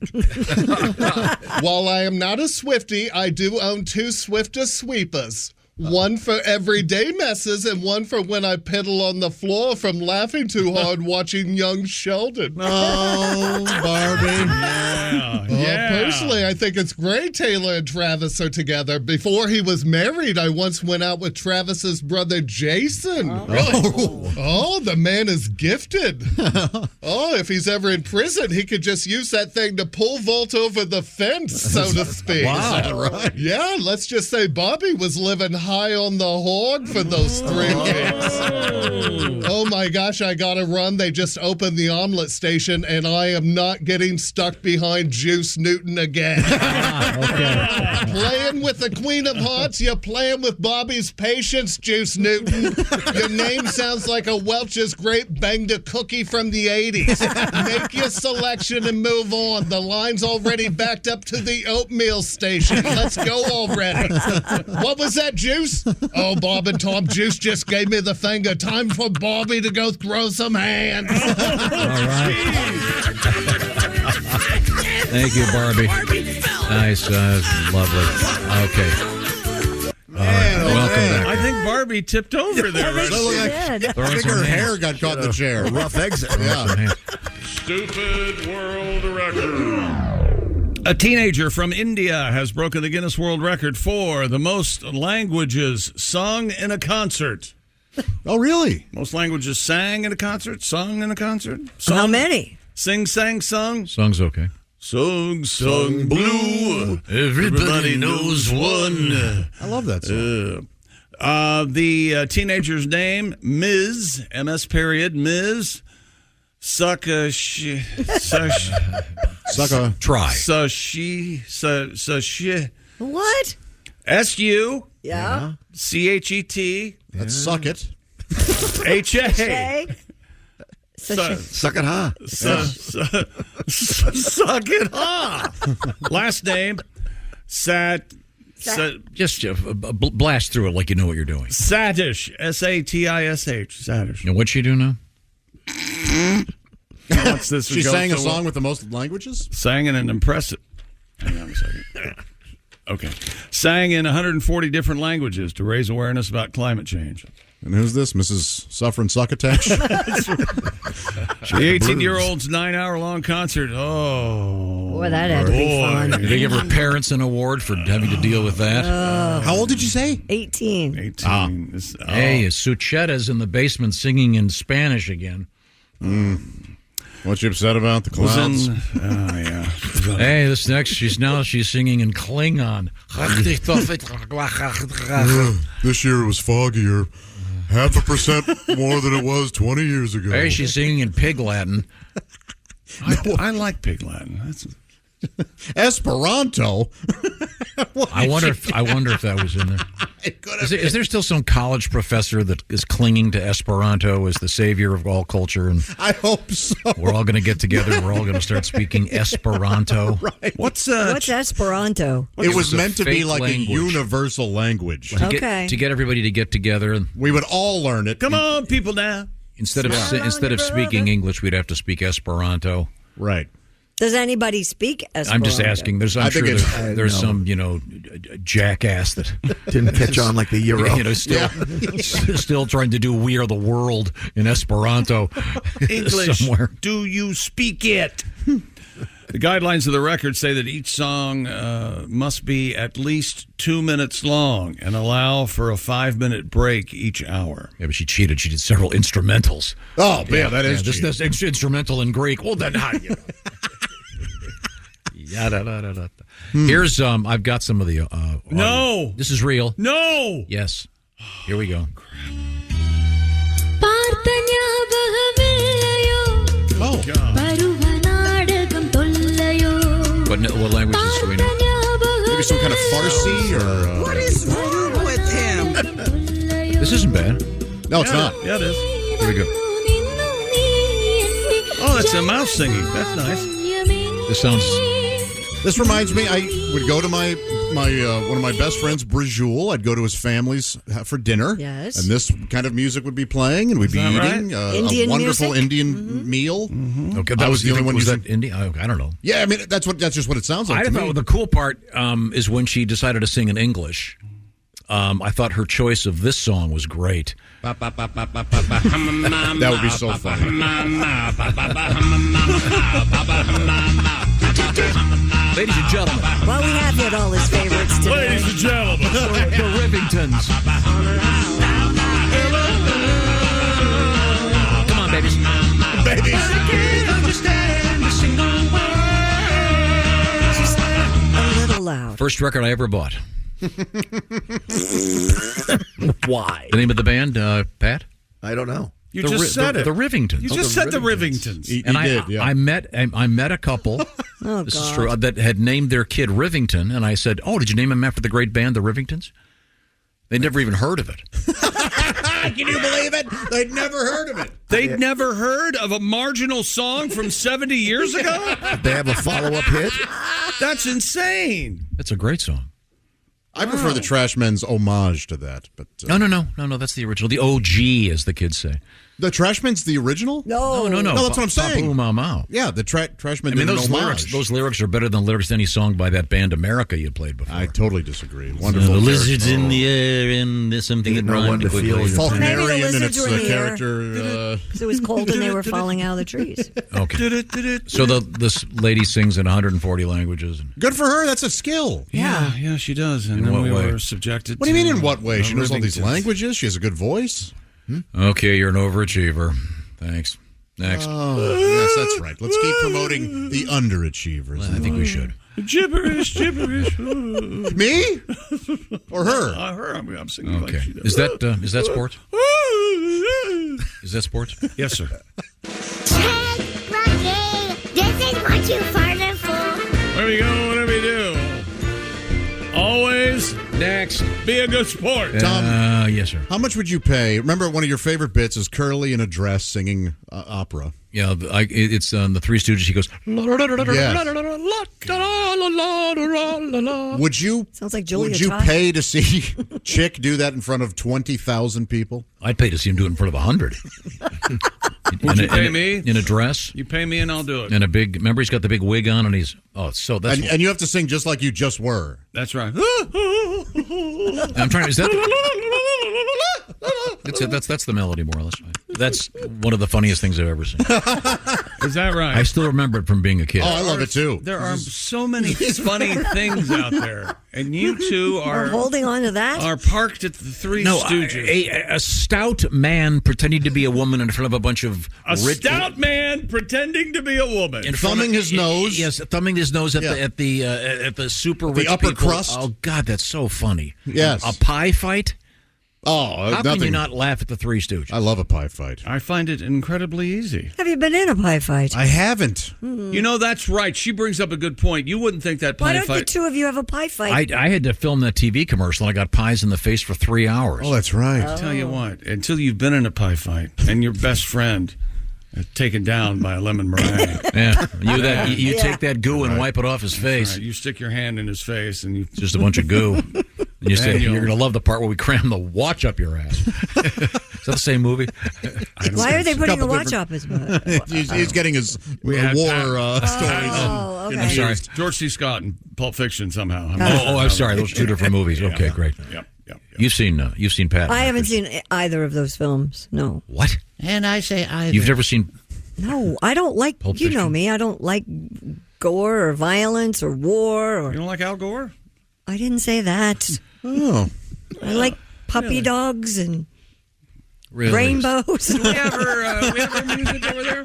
Everything's going to be fine. Yeah. The Rose-colored glasses. That's how I live my life. Gloved HJ.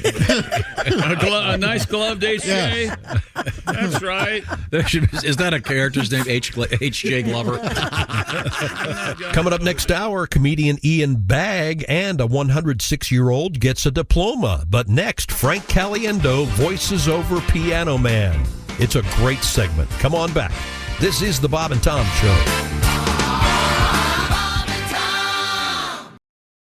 Every cup of Nespresso coffee is an invitation to transform your morning routine into a ritual you can treasure each and every day. Using the Virtuo Pup, a simple touch of the button freshly brews bold aromas and a rich, velvety crema layer for delicious cafe-quality coffee at home. Whether you enjoy your coffee hot or over ice, every sip, every morning is unforgettable. Nothing tastes like Nespresso coffee. Visit Nespresso.com or our app to explore our full range of easy-to-use machines and coffees not found anywhere else.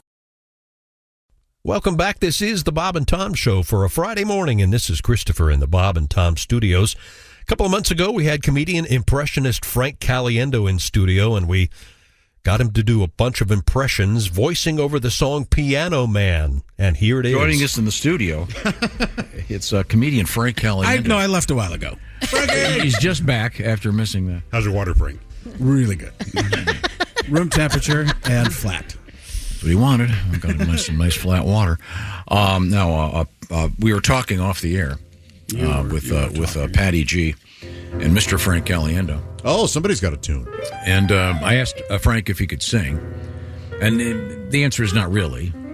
Probably correct. But I thought if we provided you with some great song lyrics, like the song Piano Man, you could perhaps go through this with your various famous people doing it. And I have a random list here.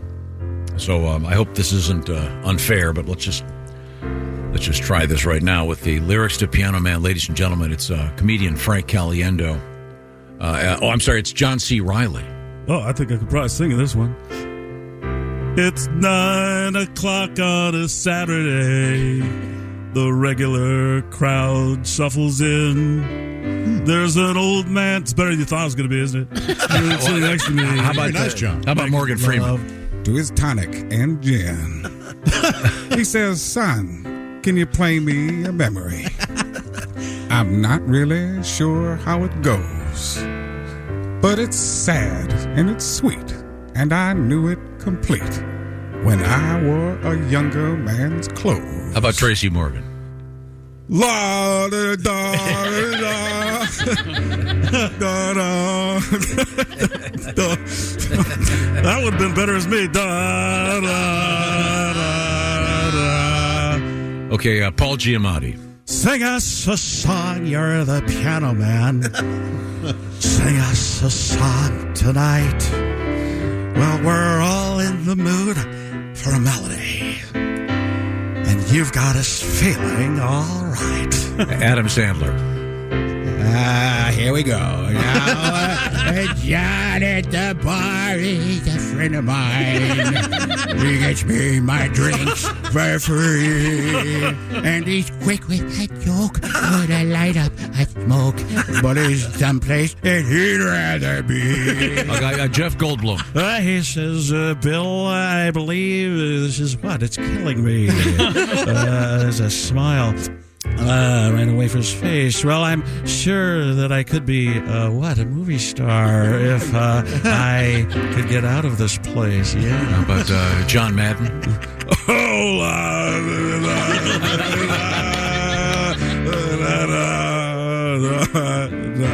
Well, speaking of sports, Mel Kiper Jr.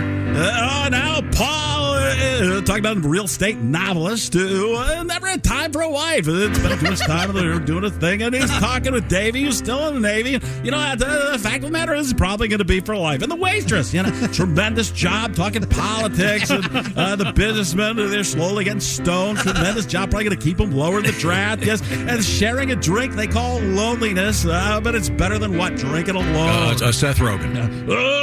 Sing us a song. You're the piano man, I guess. Sing us a song tonight. We're all in the mood for a melody, and you've got us feeling all right. I got something that makes me feel all right, too. How about Al Pacino for an ending here? It's a pretty good crowd for a Saturday. And the manager gives me a smile because he knows that it's me they've been coming to see to forget about life for a while. And the piano, it sounds like a carnival. I thought he was going to cut me off, so I got big. And the microphone smells like beer. De Niro time. And they sit at my bar and put bread in my jar and say, man, what are you doing here? Stephen A. Smith. Oh, la, da, da, da, da, dee, da, da, da. Sing us a song, you're the piano man. Sing us a song tonight. Well, we're all in the mood for a melody. And you've got us feeling all right. Very nice. Frank Caliendo does Billy Joel. The Piano Man. Thank you very much. Yes. That was great, Frank. Oh, I feel so good. Oh, you're welcome, guys. Very good. Now we return to the news desk, sitting in for Christy. It is Jess Hooker. What's going on over there? Experts say men go through their very own version of menopause called andropause. Oh, yeah. Shouldn't it be manopause? I would think that'd be the easy way. Right? Yeah. According to study finds, andropause refers to the age-related decline in male hormones, resulting in depression, waning sex drive, sexual dysfunction, loss of muscle mass and tone, and increased abdominal fat. A man's gradual loss of testosterone can begin as young as the age of 35 with a loss of 1 to 1.5% of total testosterone per year.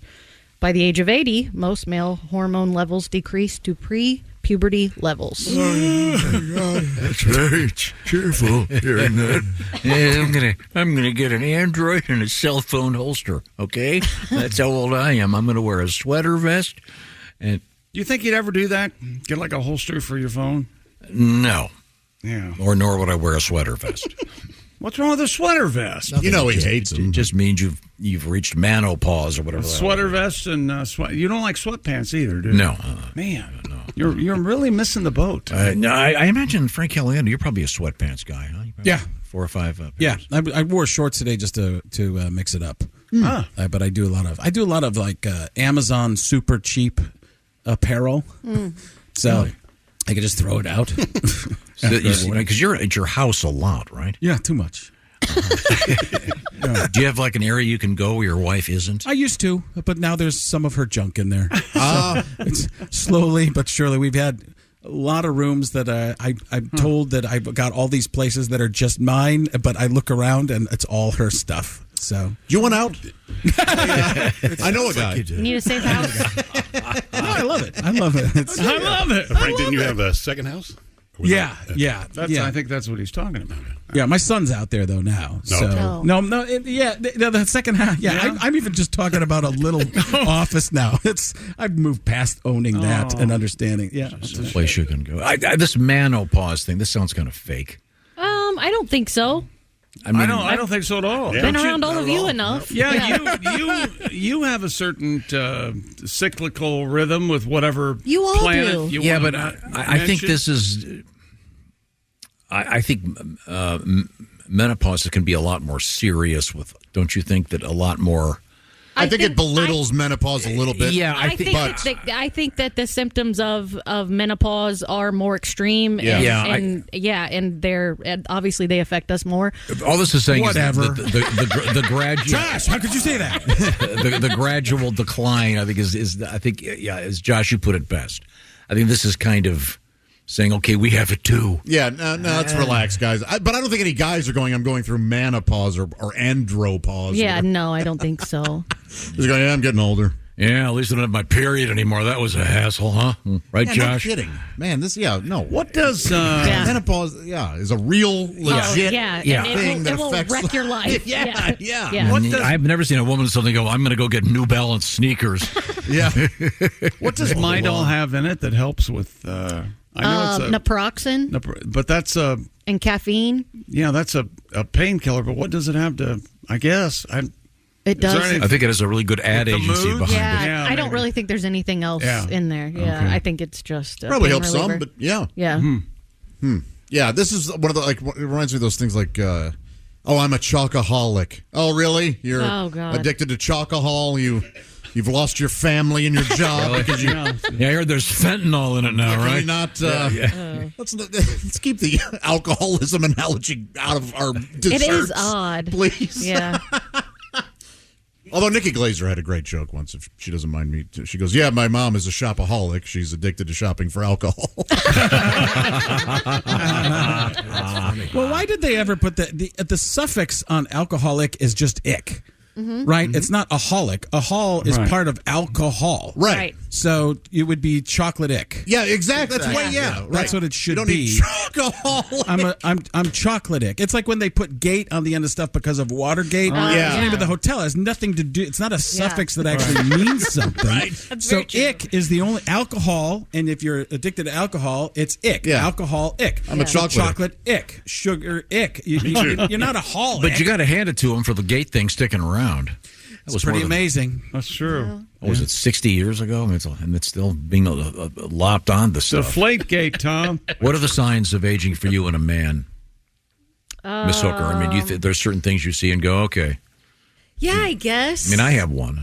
For me, it's just. I mean, I know women complain too, but when guys complain, like I just feel like that's kind of old. You're getting old and crotchety, that kind of thing? Yeah, that kind of thing. Right. Oh, yeah. geez. Yeah. Keep it to yourself. That's right. Yeah. I don't. Yeah. So like the fact that I want to get a lock for my thermostat, does that mean I'm getting old? Yeah. Oh, That wow. must, Yeah. That's I it. would say you're going to get one of those clear panel boxes that goes over it. Oh, yes. And put the little. I think they'd sell those in packs of twos with the giant sunglasses, too. Yeah, but I would need that for my new apartment I'd have to move out to move into. Maybe Frank and I could become roommates. Yeah. The new odd couple. It's very tough for me when Frank is on the air with us because I always want to do the one hack thing, which is what would it be like if fill in the blank did fill in the I blank. swear to God, it's irresistible. That is to such me. a hack equation that I love. I will See, that's the thing. I love it too. Here's the thing, though. Now it's hip. Yeah. That is like it used to be in stand-up comedy. If I did something like that, people would be like, "Why are you doing it? Do something original and different." And now the internet is filled with, "What if Seth Rogen worked at Chipotle?" I don't know. Just throw some rice in there, right? Who doesn't love that?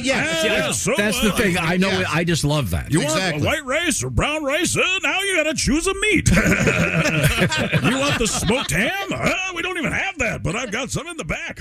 Coming up next on the Bob and Tom Show, a 106-year-old gets a high school diploma. Wow, it's about time. This is the Bob and Tom Show.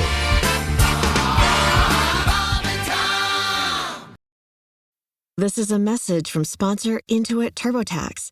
Taxes was getting frustrated by your forms. Now, Taxes is uploading your forms with a snap, and a TurboTax expert will do your taxes for you. One who's backed by the latest tech, which cross-checks millions of data points for absolute accuracy, all of which makes it easy for you to get the most money back, guaranteed.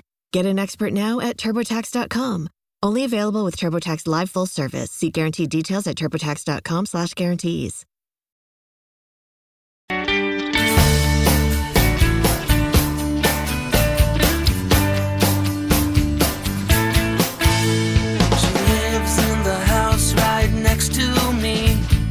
Like to watch her from behind the tree. She wears a mini skirt when she's cooking meals and vacuums the floor in stiletto heels. She may be a mommy, but she still looks hot.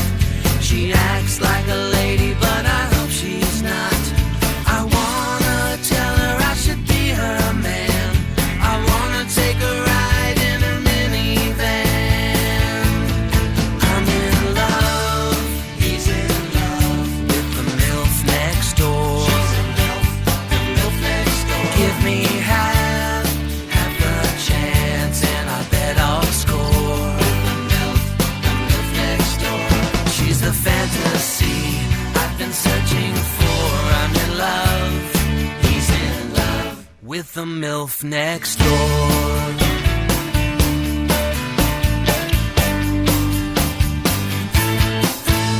Every Saturday when the kids are gone, she works in the yard with her bikini on.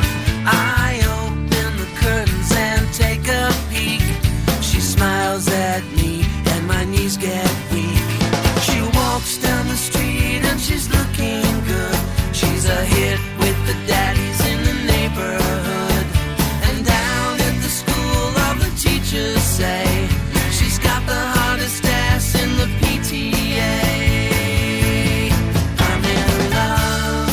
He's in love with the MILF next door. She's in love, the MILF next door. Give me half a chance, and I bet I'll score. The MILF next door.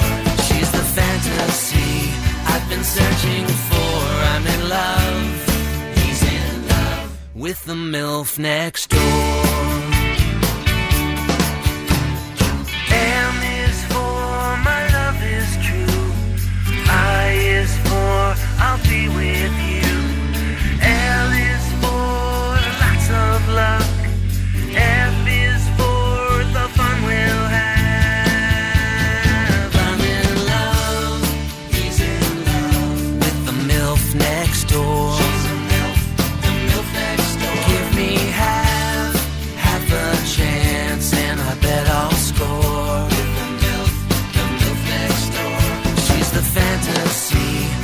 been searching for. I'm in love. He's in love with the MILF next door.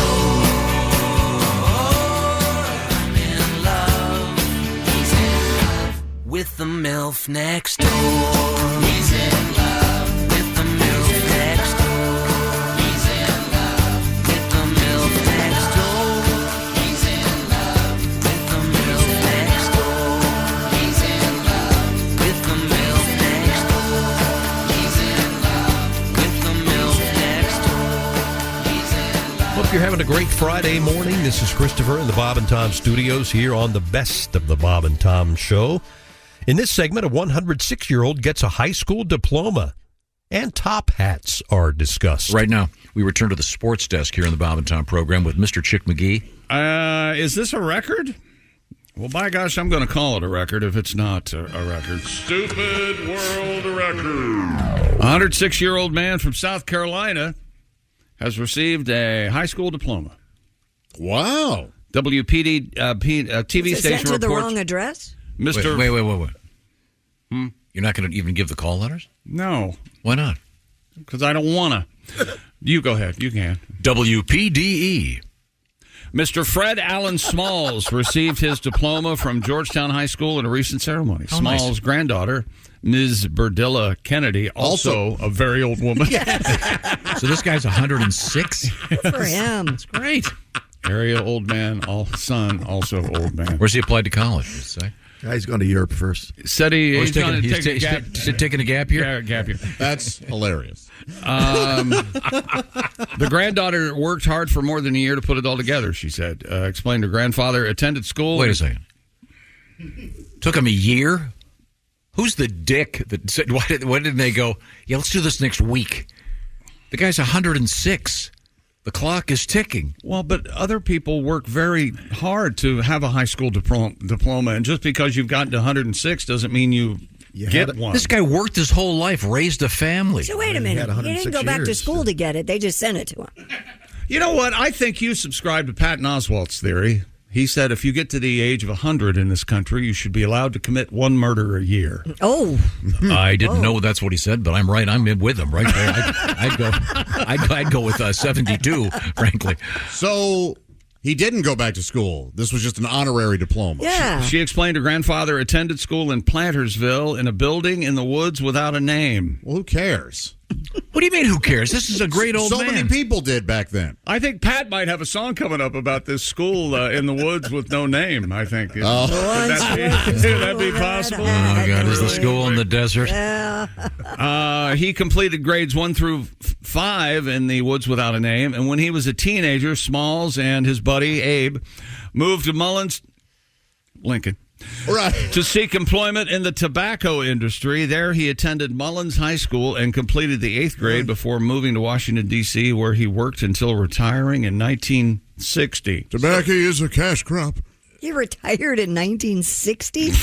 Whoa. Jesus. I hope he had great retirement planners. And now he's achieved his... You would have thought maybe he could have gone for the GED back in 1960. Are you going to have enough money to retire and live comfortably for the next 70 years?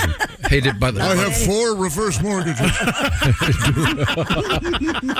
do people who have a GED... raping me! Do people have a GED? Do they have like a reunion? They get together once a year. Hey, remember that Saturday we got together and took that test? Yeah, that was cool. Yeah.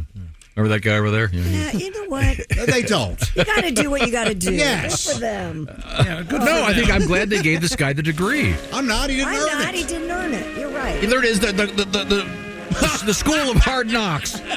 No, he didn't deserve it. No, he didn't. And who cares at this point? They probably gave it He so probably that, doesn't even know what it is. what do I have to do, lady, to get you out of my office? Get my grandfather in. Okay, fine. Yeah, now leave. Hey, Grandpa got the diploma. Yeah, look, he's wearing it as a bib. Yeah, he doesn't know. Well, most It's got applesauce on let's it. face it, most high school graduates this year, they can only graduate if they can vape. So this guy, he's too old school. I'm not smoking him, you queer. And also, while Tom's at it, don't forget to sticking it to the youth. Stay off Tom's lawn while you're at it. Okay. I'm sure the guy's a great guy. How old is he again? 106. I heard that both presidential candidates may pick this guy as their VP. Now there's He calls a them nice- whippersnapper. A nice joke. You're darn Did you hear right. about this guy's?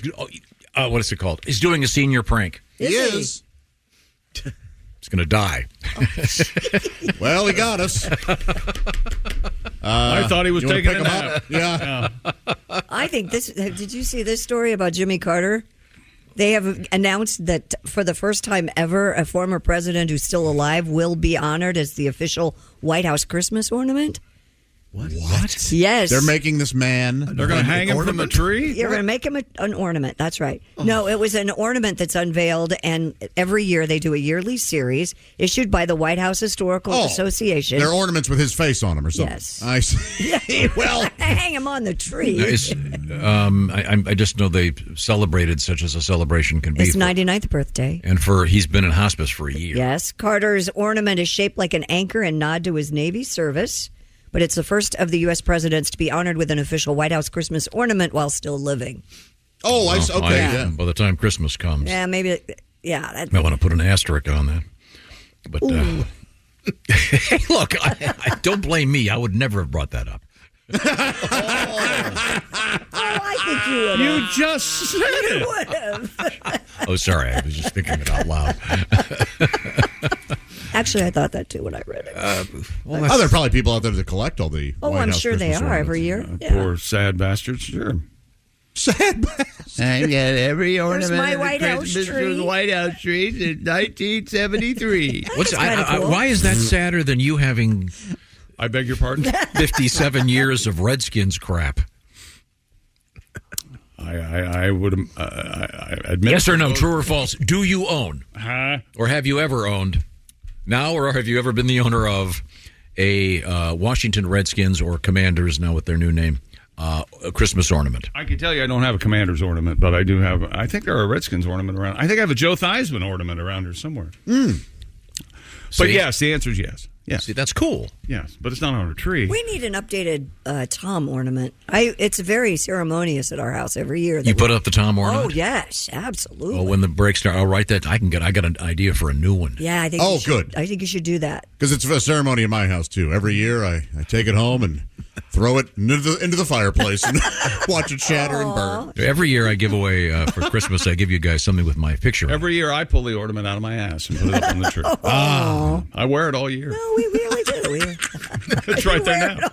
All year long. The same Hook in photograph or hook every year. And the most popular gift of all the ones I've ever done.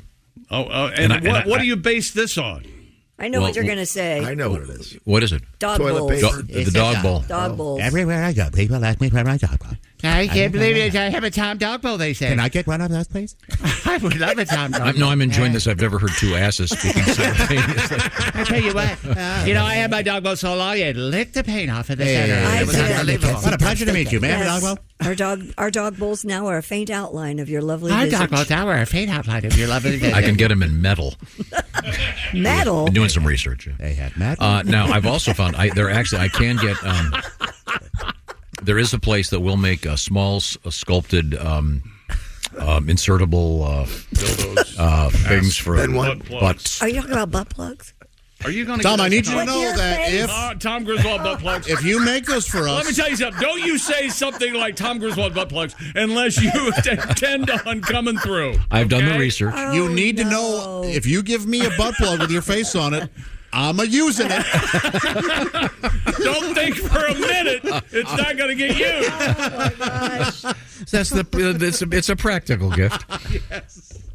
Oh man! Let's see now. I'm sorry. Is that sports? No, world record's coming up. Okay. Well, this guy that's 106 getting his. It's sweet. Of course, these things are always the sweet. best thing about this. If you see a picture of this guy.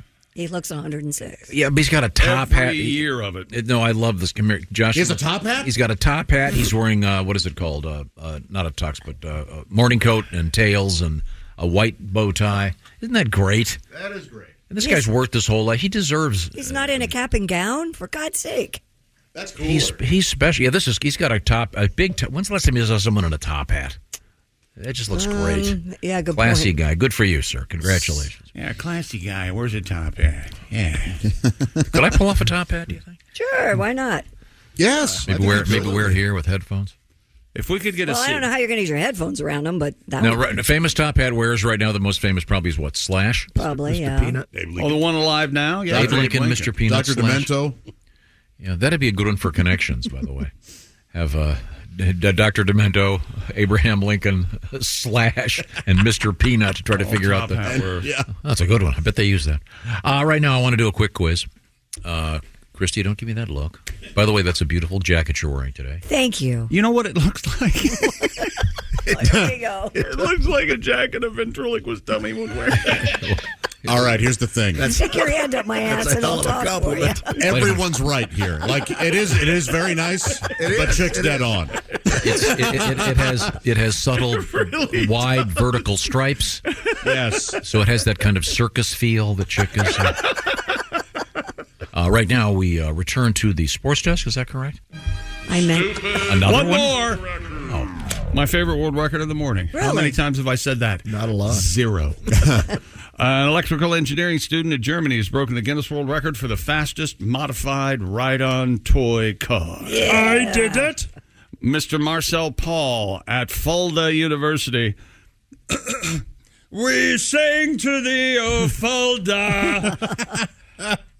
Our praises loud and long. So you go to FU, and the horse you rode in on.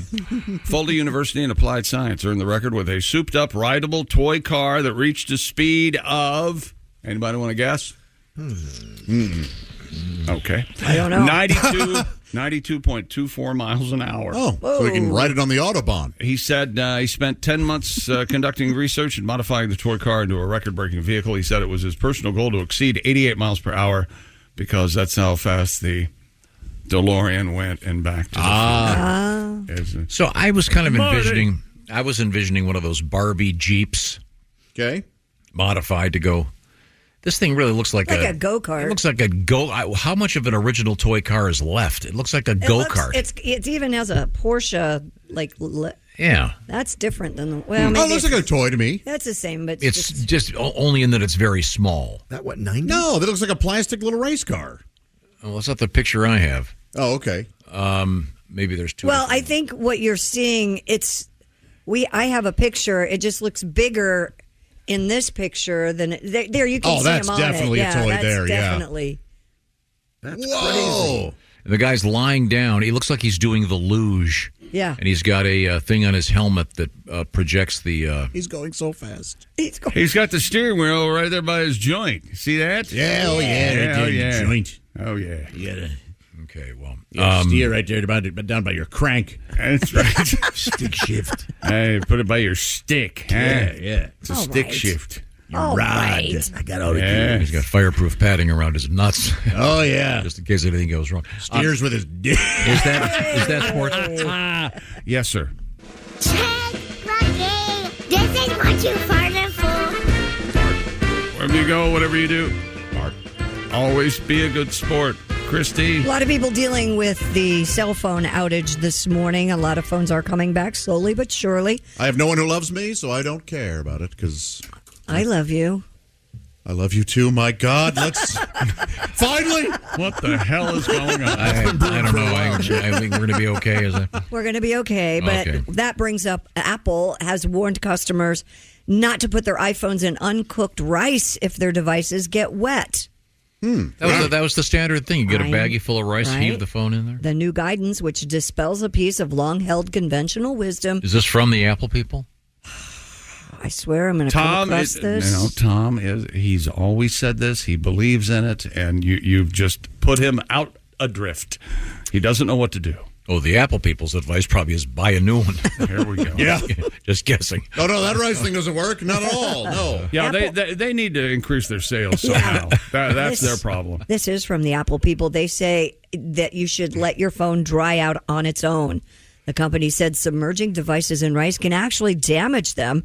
Users are advised to unplug their phones from the power adapter and gently tap on their phone with the charging port facing down to let excess liquid drain from the device.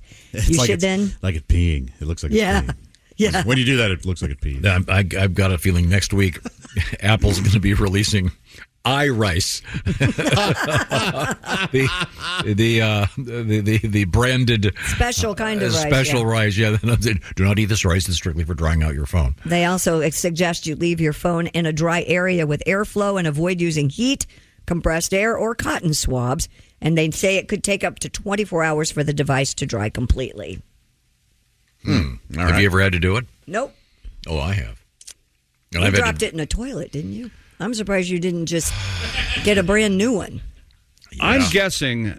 I don't think you've really told us how many times you've dropped a phone into a toilet. Yeah. I'm guessing many. Just the one. I don't believe it. I'll tell you what. I did it not too long ago, and I did a really deft swat. I got it, so it missed. Really? Oh, it started to fall into the toilet? Yeah, and then I did a whack. Ooh. Ever whack in the toilet, Josh? Did you use your hand? When I lived at home. And then I... Oh, come on, that was funny. What'd you say, Christy? I go, did you use your hands? Because he's standing there peeing. He could have been... Never mind. Whack. I'm going to whack you up the head. She's suggesting I hit a homer. Yes, exactly. Did he use his hands to whack the phone? Yeah, there you go. It is very funny. Yes. I still don't get it's it. It's my fault, Chris. I know, but... Am I the only one who, when I'm peeing, my phone is in my pocket? Mine you is weirdos. Not even there. I don't ever look at my phone. I'm far above it. I'm a slave to my device. I have to look or else I'm nothing. That's right. Or as I like to say, 99% of Americans. If I'm in there for more than 1 minute, it means I'm doing Wordle.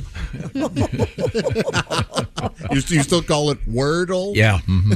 Yeah, You could call it turtle. So anyway. You, sir. Oh, I'm coming for you. It's not Next up on this Bob and Tom show on a Friday morning, comedian Ian Bagg. A couple of segments with Ian are on the way. This is the Bob and Tom Show.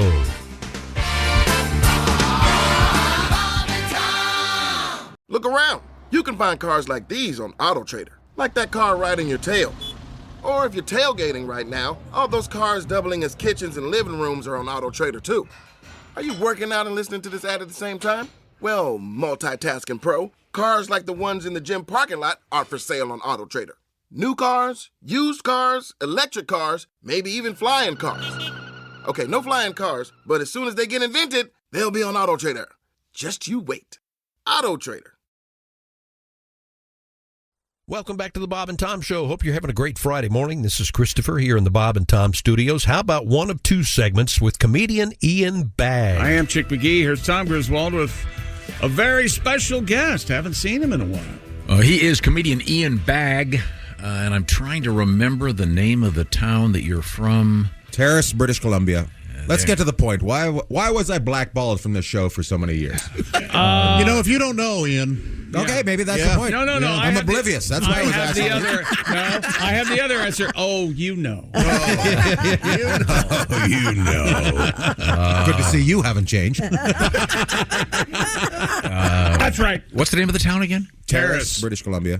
What population? I think we're up to about 12,000 people. Everybody's Oh, my goodness. Yeah. The big LNG plant has brought people to town. Oh, good. Yeah. Natural gas will be flowing because of my people. Oh, good.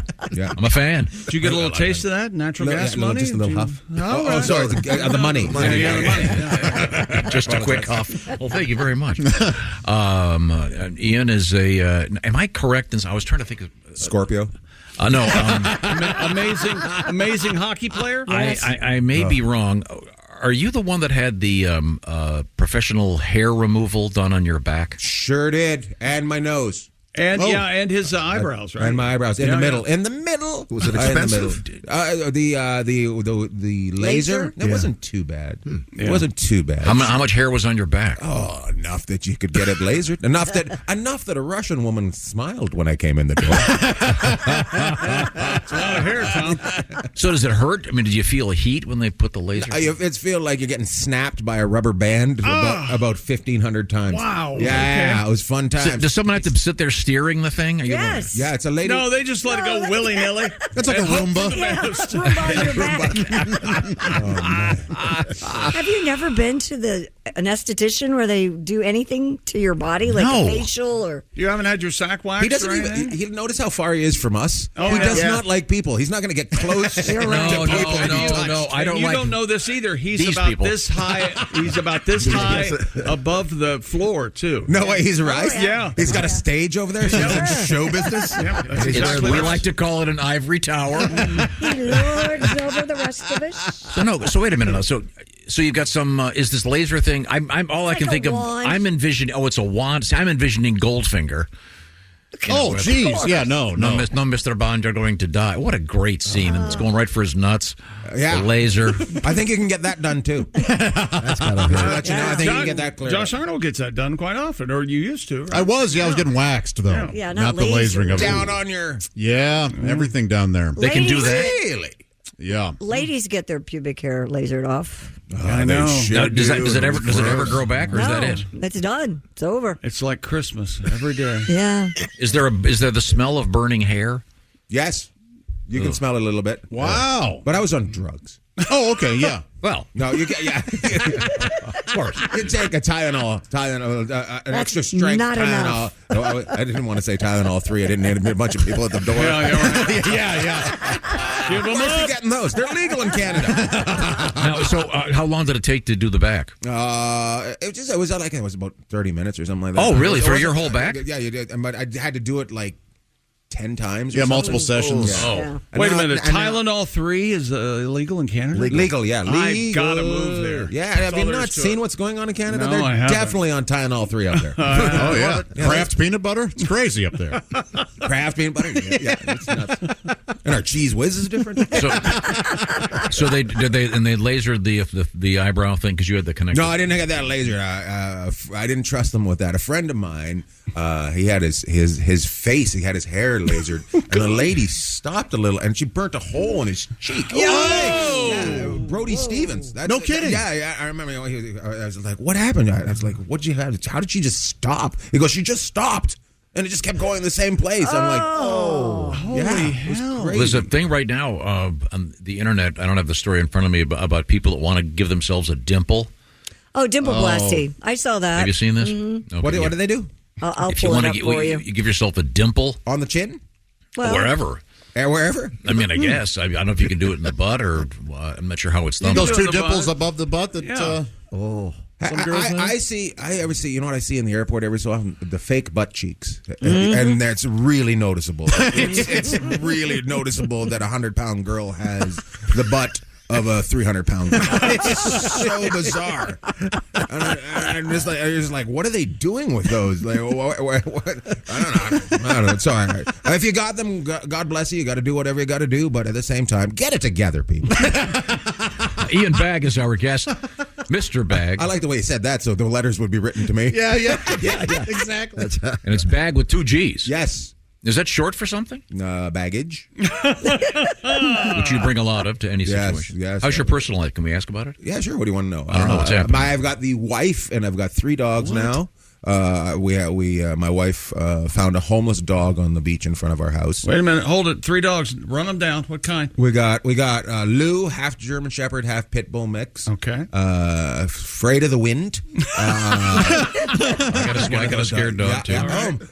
But at the same time, here's a dog walking by and must leap from the bed in the back room and run with hair up to tell them you can't walk by her. Yeah. Right? Oh, yeah. But we go outside and what was that? And then we got Minnie Pearl, French bulldog. She decided we had to have her eardrum removed not too long ago. Goodness. So they took her eardrum and her ear canal out and sealed the ear. Hasn't changed her a bit, so who knows how long she's been deaf. And then we have Dr. Henry Wong. Sure. Yes. Dr. Wong is one. He is.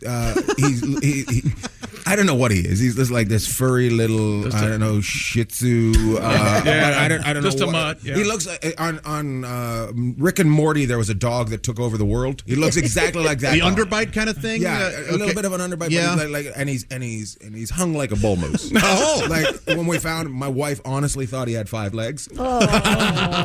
And yes, and yeah, it's I can show you guys pictures during the break. I can't show them to the radio people, but yeah, he's very impressive. young Wonderful. man. And he's probably about he's anywhere between 10 and 12, and went from the streets to now demanding what he wants to eat. It's very bizarre. And will take his food out of the dish and put it on the ground because it isn't up to his satisfaction. And then you'll see him gnawing on a paper towel. I'm like, pick a side, buddy. God, I know that. I live the same life.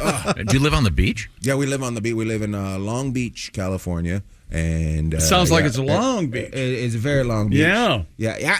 It's fantastic. And it's so long that people can't get to the end. No, nobody's ever done it. Nobody's ever done it. And that's why the dog lives there. Good to know. We have Christy Lee at the Bob and Tom News Desk. Would you care to read a news story for Mr. Bag? Yeah, have you heard about cozy cardio? No, it sounds fantastic. It's the latest exercise trend, my friends, comes to us from TikTok. Ugh. The new workout regime. I hope it involves laying somewhere. It says cozy, right? The new workout regimen, rather, taking hold on the social media app simply involves walking in place in the comfort of your home using a mini treadmill.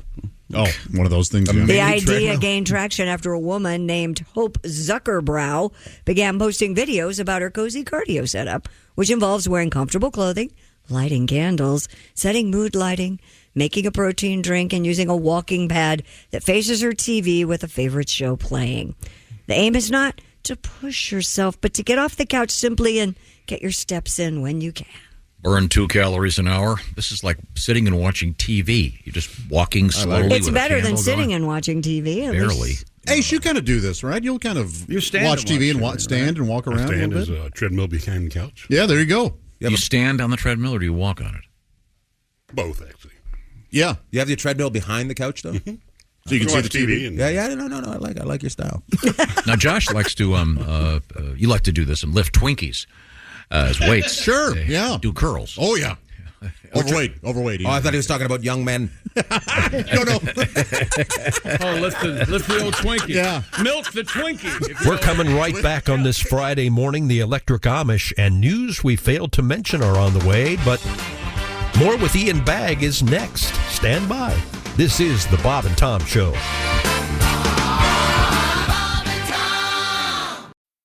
Whether it's a movie night or just midday, Skinny Pop is a salty snack that keeps on giving. Made with just 3 simple ingredients for an irresistibly delicious taste and a large serving size that lasts. Deliciously popped, perfectly salted. Skinny Pop, popular for a reason. Shop Skinny Pop now.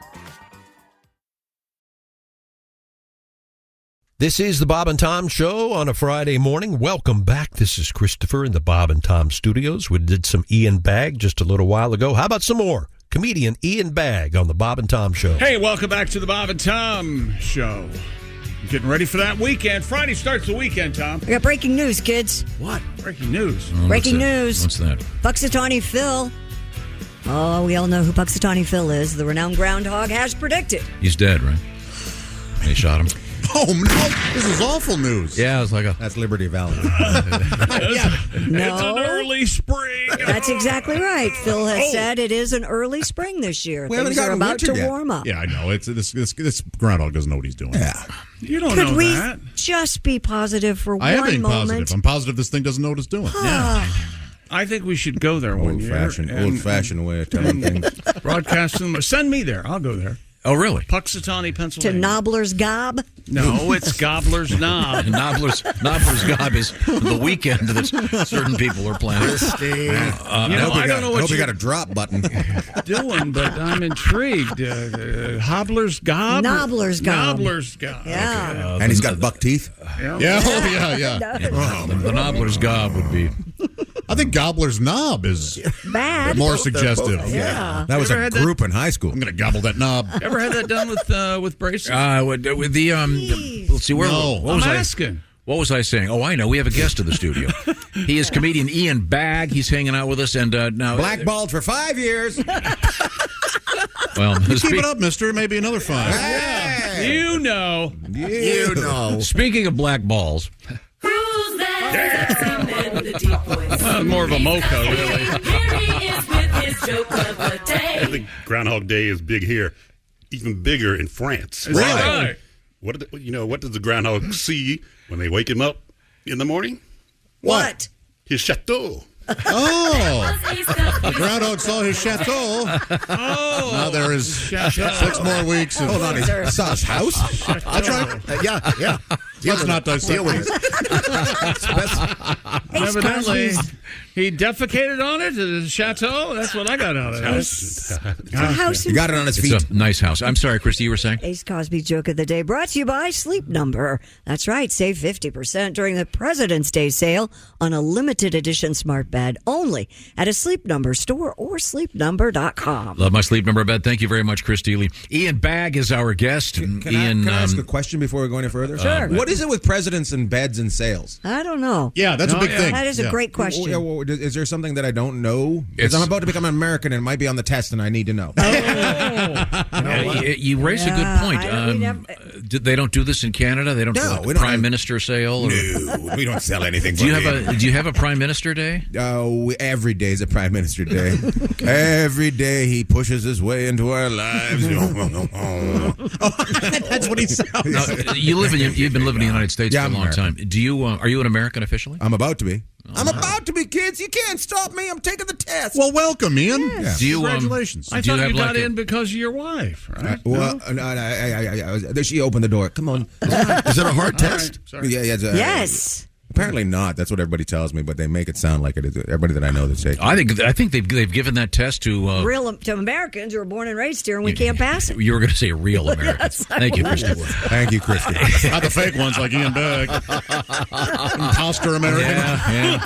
Welcome to America. You weren't born Judgment. here. You know they won't bury you here. You know. They want what? What? Oh, that's right. Yeah. Oh, you become a naturalized citizen. They have to ship you back. You didn't know that? That's right. Oh, they'll take your taxes, but they won't take your body. No. They got to ship them home. Not going to dirty up our soil, boy. That's right. You don't need to bring your foreign. Do you get a tax credit if you take the test? I don't know. I think all it is. I think I get. I don't know what I get. Okay. I know what I get. What? I get Social Security at some point. Yes. Theoretically. And my wife said, "You've paid so much. You get that. You get that paperwork filled out." And I'm just like, "Okay, Okay. I love you." Now, let's see. Where were we? I know. We were talking to Christy Lee at the news desk. What happened? A monkey has been recaptured after going missing in the Scottish Highlands for over 5 days. According to the BBC, the 7-year-old male Japanese macaque named Honshu. Wait a minute. The show's filthy. Wait a minute. I know. Can you say macaque worse. macaque with a Scottish accent? I can't do that. Yeah, can't find macaque. You can take our lives, but you'll never take macaque. You can have macaque when you pry it out of my cold dead hands. Honshu escaped from the Highland Wildlife Park at King Craig. Stephanie Bunyan, who lives nearby, Hold it. Barely can walk. Yeah. Stephanie Bunyan. That's real. Really? Paul's sister. Yep. Right? She lives nearby, spotted the primate helping himself to a bird feeder in her yard. How's it going? And contacted the Royal Zoological Society of Scotland. Wow. Knowing a monkey, that bird feeder is probably now full of monkey seed. Man. The drone team observed the animal That until or monkey seed or monkey doo-doo. Monkey seed. Those monkeys are The cacks aren't known for doing that. a drone team observed the animal till it was shot Drone team. with a tranquilizer dart and taken back to the park. All right. Wow. Yeah, monkeys are awful. They bite. They are not awful. They poop. They throw their If you poop. get enough of them on a typewriter, Tom, you'll get a book. That'll be completely unreadable. You'll get a book. I've seen it in an old movie. Unless you can speak and read monkey, but other than that. A Brazilian woman facing charges after Completely police bald. At a Brazilian. We got it. It's She's an American woman, but we described her. A Brazilian woman, yeah. is facing charges with police at Bogota after they found 130 poison dart frogs in her luggage. What is going on here? I don't know. The animals, which were dehydrated and stressed, were discovered in small film canisters. Oh, God. Local police said the amphibians can fetch up to $1,000 each on the sellable market. Are people so that'd be wanting to like buy a poison dart frog? Oh, people want to buy all kinds of crazy stuff. It's just that wouldn't the film canisters give it away in as much as Nobody uses film anymore? Harlequin frogs, also known as poison dart frogs, measure less than the size of a human thumb. Aww. Their skin glands produce a highly toxic poison, though, which has in the past been used by indigenous people to coat the lips of darts that they use for hunting. By the way, harlequin frogs are an incredibly critically frog. endangered species. So slutty. They're not slutty slutty. harlequins. Those harlequins. Softcore slutty. Yeah. They'll kill you, right? They're a romance novel that'll read you to bed. Yeah, they're super dangerous. Yes. Will they kill a man if you hold one? I don't know. I don't know if it'll kill a man. This isn't the same stuff that. This isn't the stuff that they make that hallucinogenic from. Wrong frog. You're people thinking were about the licking one. No. They were licking the toads. It's a wrong frog. Get your frogs right. Come on. Okay, I told you so. Racist. You told me. Sorry, I don't know. Who was it? Who am I thinking of? Oh, Aaron Rodgers. Oh, Wasn't he licking the toads or something? Wasn't No, that? that's ayahuasca again. Ayahuasca. That's where I went to camp. no. Camp Camp ayahuasca. Yeah, we do hallucinogens and vomit. Hello, Father. Speaking of animals, researchers say a live newborn great white shark was spotted in the wild for the very first time. Oh, yeah, it's brand new. Of course it was just spotted for the first time. Oh, good point. You just got the look for me, and I very rarely give that to you. You know what? I liked it. Did you? Wildlife filmmaker Carlos Guana and UC Riverside. Hey, bad crap. Here comes old back crap. Hey, bad crap. And UC Riverside biology doctoral student Philip Stearns were scanning the waters near Santa Barbara when they captured footage of a white 5-foot-long shark pup. Stearns said, "We enlarged the images, put them in slow motion, and realized the white layer was being shed from the body as it was swimming. I believe it was a newborn great white shedding its embryonic layer." Wow. That's pretty cool.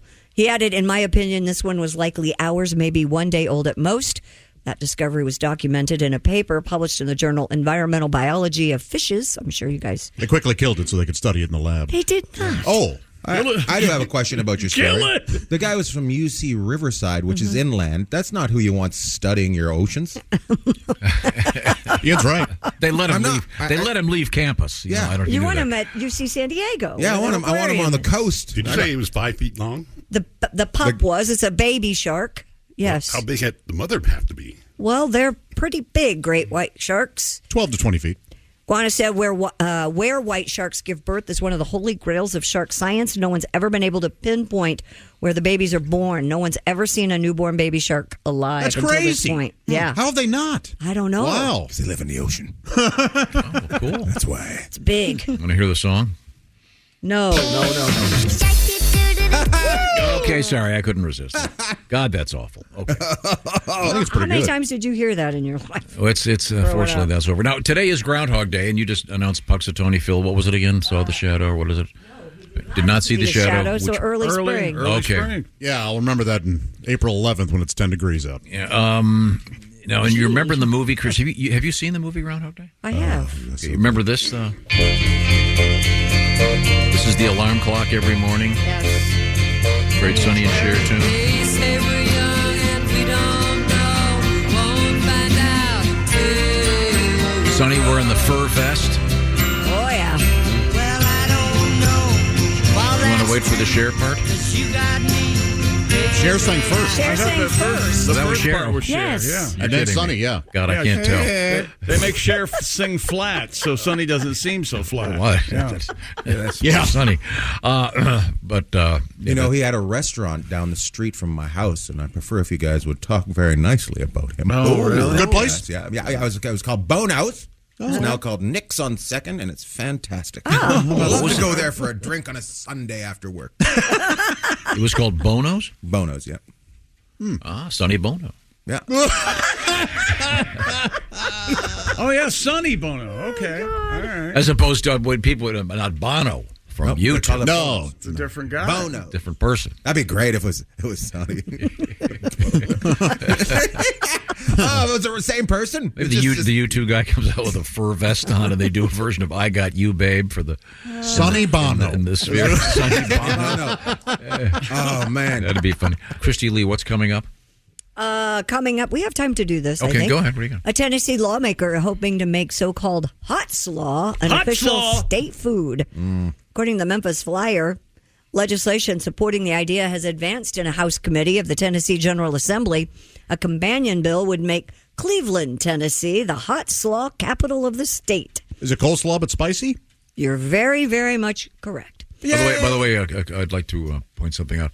Chick recently pointed out that he was a grown-ass man before he realized that in the movie The Wizard of Oz, that the black and white parts, those were the guys that later on showed up as the wizard, et cetera, et cetera. Yes. And, the lady on the bicycle. The Scarecrow and the Lion and the Tin Man were... I'm lost. I just They're all like farmhands. I just wanted these things you found out as an adult. What did you find out as an adult? I thought it was cold slaw. No. Yeah. How do you have a show that uses words? I don't know. Coming up in just a couple of minutes, Jeff Oskey is in studio with news we failed to mention. Be here for that. It's next on the Bob and Tom Show.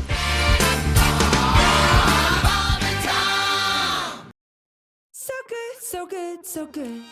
New markdowns up to 70% off are at Nordstrom Rack stores now. Fresh kicks, spring tops, new dresses. There's always a score. I mean, the denim section is unreal. Why do I rack? All the dresses. I always find something amazing. Head to your Nordstrom Rack store to find can't-miss deals on all the spring things. Great brands, great prices. That's why you rack. More of the Bob and Tom Show on a Friday morning. This is Christopher speaking. Hope you're having a nice morning so far. Jeff Oskey is in studio in this segment with news we failed to mention. Here's Tom. Oh, well, thank you very much. I believe we're going to look at the big screen, and there we go. It's a special edition of Jeff Oskey and news we failed to mention here on the Bob and Tom program. Jeffrey, good morning, sir. Hey, thanks for having me, Thomas. We're doing a little early today. I'm excited we have a new sponsor this week at the Failed to Mention News Desk. Our new sponsor is Ed Septic, Sewage, and Plumbing. You have your choice of any plumber, so why not pick one that won't have sex with your wife while you're at work? That's Ed Septic, Sewage, and Plumbing. Yeah. They'll bang your pipes, but they'll never bang your wife, and that's a guarantee from old Ed. Oh, well, that's nice. All right, now let's get this started. Now, here's Jeff Oskey with what you failed to mention news. Pew, pew, pew, pew, pew. A 73-year-old man set a new world record for being the oldest man to swim the legendary Ice Mile. What you failed to mention, the man said he could care less about the record. He just wanted the feeling of having a tight scrode once again. That water's cold, you see. A tight screwed. Tight Chilly screwed. water. There's a new, let's see. Oh, man, I should learn how to use this thing. There's a new Hot Wings Hot Seltzer alcoholic drink. What you failed to mention. Hey, I'm a fat drunk. What do you have for me? Well, sir, have you tried our new Hot Wings Hot Seltzer? Sold! A little playlet. An Amish man's horse and buggy were stolen while he was shopping at Walmart. Well, you failed to mention, they aren't cool with cars, but you can shop at Walmart. Do they know how the products got there? A new study says sex gets better with age. What you failed to mention, absent from the study, Jeffrey Epstein and Prince Andrew. They didn't ask those fellows, did they? They did not. A snowboarder got stuck in a gondola overnight and almost froze to death after the workers shut off the lift and went home for the night. Well, you failed to mention, hey, lady, enjoy your free lifetime lift ticket. Yeah, the lawyers will be calling, you see. A circus truck carrying animals caught on fire on an Indiana highway. What you failed to mention, it didn't help matters when the circus's clowns tried putting out the fire that they used a bucket that contained only confetti instead of water. It almost fed the fire. Really, Hey, I'm so glad I didn't do this while Ian was here. A couple is fighting over their baby's new name. What you failed to mention, that's going to happen when one of you wants to name your baby Ivermectin. Ivermectin. Yeah, That's a COVID reference. No one argued over that. That joke would have flown great 2 years ago. Hey, maybe I wrote it 2 years ago and I just what about that? Yeah. I'm getting casual. Well, it still works, by the way. Ivermectin is just rectally. You have to apply it in case you're getting the COVID. Suppository ivermectin available at a pharmacy near you. Oh, if you like that one, you're really going to love this one. All right. They think they may have found Amelia Earhart's plane. What you failed to mention, rumor is 2 dudes just found Buddy Holly's burnt up Les Paul in a field in Iowa. Oh, jeez. Well, that's sad. Sad, really, isn't it, Pat? Nope. Is the guitar still playable? Nope. He played a Strat, didn't he? Yeah. Sorry. Actually, I looked it up. It said Les Paul. Oh, good for you. Really? Because I knew you would call me. Jeff does his research. I spend minutes preparing. This is a dangerous room. You're not using cards anymore? You got a teleprompter? Yep, I love that's that. right, Christy. I like the laid back style. Taking it to a whole new level. See, I think he's leaning back because he's trying to figure out how to get the thing to scroll. So these pauses are, here it comes. We had a pizza and circumcision mix-up in the news this week. Whoa. What you failed to mention, it's the pizza place where men are forced to always leave the tip. That's good. You know what I like to hear It's like- from my audience? Instead of laughter, someone saying, "That's good." Hey, nice one there, buddy. See, the implication is the foreskin tip has been sliced off. Oh, okay. You Oh, leave- my gosh, you, really? you leave that for the server. Thank you, Tom. Oh, yeah, spell that out. Nice They tip. never would have figured it out. No. Thank God you're here. The thing I love Hey, about look. Tom is he knows our audience Yes. is intelligent. Yes. Oh, yeah. And he plays to it. That's What a right. jerk. No, there's, And finally, there's by the way, if they take off the tip, there's extra cheese. that's if they don't take off the tip. Oh, sorry. Doing right. Okay, sorry. And finally, Are you uncircumcised? no, I am. My son's not. Really? Yep. How'd that happen? I just had him not cut it. Did you? Whose decision was that? Was that yours? Oh, I should have just said yes. You really should. Was there an argument with the lady friend? No, it was up to me. I'm the man. I get to pick what happens to my guy's member. If you'd had a daughter, she could have picked. Right. Whatever they're doing. Here's my thing. If my son wants it, I'll happily pay for the surgery. Now? Yeah, whenever. Whenever. Oh, I don't know. As Bob used to say, I had it done, and I couldn't walk for 2 years. Of course, I was 4 days old. Yes, of course. And enough about my son's penis. And back to the news. U.S. syphilis numbers, and finally, thank goodness, U.S. syphilis numbers have risen to their highest point since 1950. What you failed to mention, damn, I put all my money in Bitcoin. I've been Jeff Oska, and this has been the news that we What you failed to mention. Jeff Oska. That was good. Thank you, Jeff. Very good, very good. Yeah, those syphilis numbers. Yeah, boy, they're off the charts. We have Chick McGee at the Bob and Tom Sports Desk. If Taylor Swift is jetting from her upcoming concert in Tokyo to Las Vegas this week from today, give or take a day, to see Travis Kelce, she'd better already have a place to park her plane.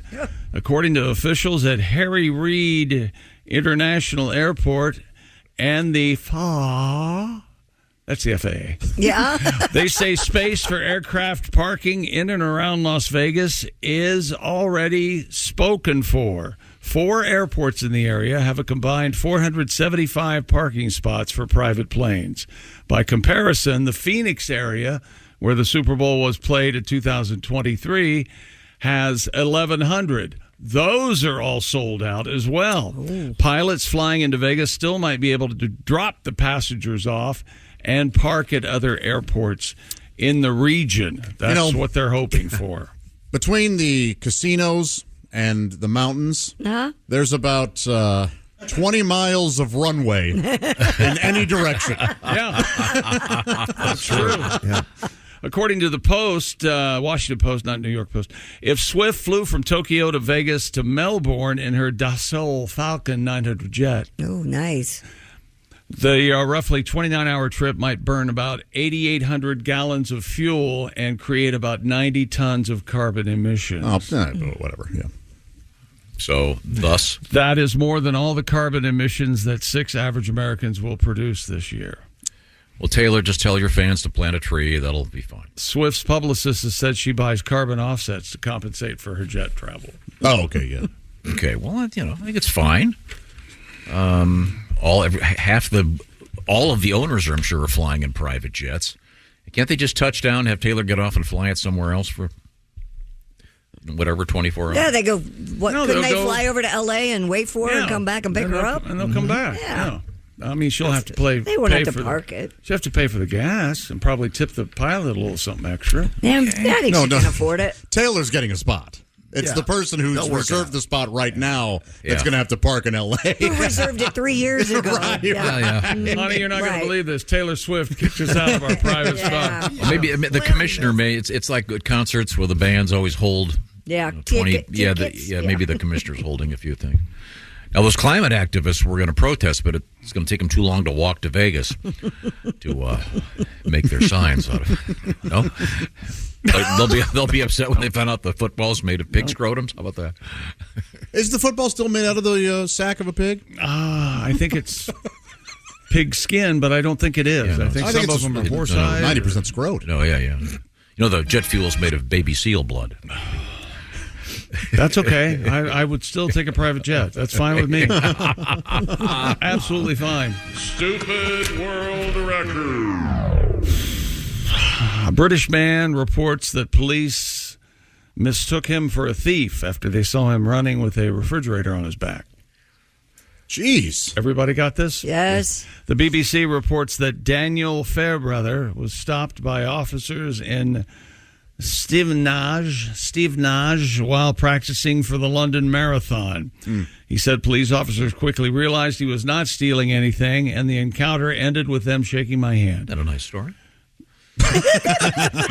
You see a guy running down the street with a refrigerator on his back. I mean, what are you going to think? For those of you I bet he's listening, stealing it. for those of you listening to the Bob and Tom Show for quite a long time, or just enjoy our show and want to pick up little nuances, when Tom says something like, "Well, that's a great story," or "Wow, that's very interesting," or "Wow, that's fascinating," that means he came up with the story. I can only imagine if you had just read that. Now, do you want to know I'm why? just sitting over here being bored. Bored. This has because you love stories from the UK that have the names of towns. I thought you would love the name Fairbrother and the place called Stevenage. Fairbrother is his last name, and Stevenage or Stevenage is the name of the little town. And you know where that's near, don't you? No, where's it near? Badger's Cleft. Yeah, right? Badger's Cleft, which is right near Snatcher's Drift. Snatcher's Drift. Yes. I think it's Badger's Drift and Snatcher's Cleft. Right, There you that's go. what it is. Mr. Fairbrother has been running with a refrigerator strapped to his back in hopes of raising money for a diabetes-related charity. Isn't that nice? With his marathon. Ironically, by the way, the refrigerator's full of Red Bull. High in sugar and such. Is that... A fan of Cool Runnings, as this could get any more muddled. The Doug E. Doug vehicle? Yep. What? Fairbrother has named the refrigerator Tallulah after the Bob Sleigh movie. Sure. And some pretentious prick has insisted on typing Bob Sleigh Bobsled. instead of Bob Sled. Technically, on. he's correct. That's the BBC. But you don't want to spend any time with this. When the cops see a guy, they think he's stealing a refrigerator. Right. That's what you would think. There he is, named Tallulah. Yep. You know what they yelled? Freezer or I'll shoot. That's what they yelled? It's a dorm fridge. About it's everything. tiny. Every picture I've ever seen of the UK and London, it makes me automatically want to run there and live, except for this one. That looks like a bad apartment complex. Yeah. It's outside of Windsor, probably. Not a lot of greenery in that shot. No Chelsea. It is there. kind of a mini fridge. They really kind of are overdoing it. Dorm fridge. Yeah. Well, so you do you think you could run with a refrigerator on your back? I couldn't run at all anymore. My knees are shot. I can ski with that little thing on my back. Those vests where you put the weight plates in, those are pricey. So maybe if you have a dorm fridge laying around. I wonder if anybody called the guy's house and said, "Is your refrigerator running?" That old classic. Well, you better go catch it. I used to love that one. That is a good joke. Yeah, Prince Albert in the can. No, is Jim Walls there? Is Bob Walls there? Are any Walls there? No? What's holding the house up? There you go. There's one. He's a classic. Calling the bowling alley and say, "Do you have 10-pound balls?" We sure do. How do you ride a bike? Yeah. Love it. Man, oh man. 10-pound balls. I've never weighed it, but maybe close to that. I don't know. Stupid. Another one? A man in Iowa, listen up, Ace. A man in Iowa attempting to break the Guinness World Record for the most amplifiers played at the same time. According to Iowa Public Radio, Mr. John Locker, owner of Gig Day Backline. Oh, this is like a gear for concerts and stuff? Of course, amplifiers, He'll try to beat the current record of 50 by connecting a total of 80 amps. Oh, so he hasn't done it yet. He plans to use a beat. This is so good we're doing a preview. Wait a minute. Tom, yes. Will you tell her to hold it down? Isn't this what Marty McFly did in the beginning of Back to the Future? Doesn't he just? He tried to hook them all up, and right. And then the alarm clock went off like 17 minutes off, and the experiment worked or something. I just remember it blew him across the room. Whoa. Anyway, Mr. Locker plans to use a built bass, BILT, with a whammy bar for the attempt. Cool. Either doing 5 minutes of famous bass lines, all original bass lines. I cannot wait for the audio. Or a combination of What's both. the most famous bass line, Ace? What do you think? Peter Deep Gunn. Purple Machine The Head. Barney Miller Smoke intro. on the water. No, he said bass. That's a I guitar. don't know what. Yeah, famous bass line. That's a good. I don't know. Oh, he's got to do. These boots are made for walking. That's good. Down. He's got to do some Primus. Will you rock a while, please? True. Is that Carol Kay probably is responsible for something. Les Claypool? Yeah. Yeah. Oh, yeah.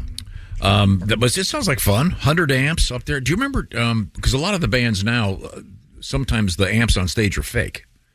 Really? Yeah, 'cause sometimes they'll have a little amp with a mic in front of it, and then who was it? Rush. Remember that they put clothes dryers up there. They had It's a joke. washing dryers.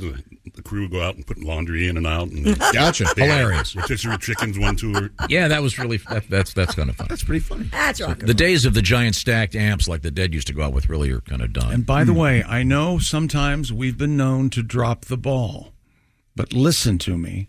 This attempt of the most amplifiers hooked together is coming up February 25th. Can we keep track of this date so we can check and see how this I'll put it in my does? phone. Where's this happening? It's happening at the Val Air Ballroom in Iowa. Send me So out there. that's on a Sunday. Let me go the watch this 25th. live. Yeah. So on the 26th. Godwin and I will drive out. Yeah, that'd be fun. Yeah, real fast. You can get there, what, in an afternoon the way you drive? Right? Oh, yeah. 2.5 hours. Pat does say that I drive fast. We've got one more sentence to the amplifier Oh, we story. do? There's more?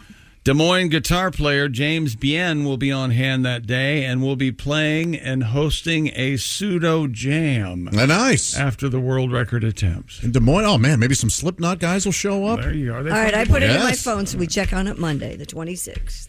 All right. With audio. With audio. Yeah, well, I'm not sure. I wanted maybe we could vote on what bass line he should play. I would What's love the one that Jimmy Pardo plays when he's in here? Redbone coming. Redbone, that one's a good one. I would love to attend this if they want to pay me. That would be great. Okay. What's your fee? $10,000. Oh, That's a workable fee. That's workable. you're coming down for them. That's right. Yeah. Well, I smell a charity on this, so I don't want to. Coming up, we have what not to do to enlarge the male member. according to physicians. What about pulling on it? Does that well, that's kind of over time.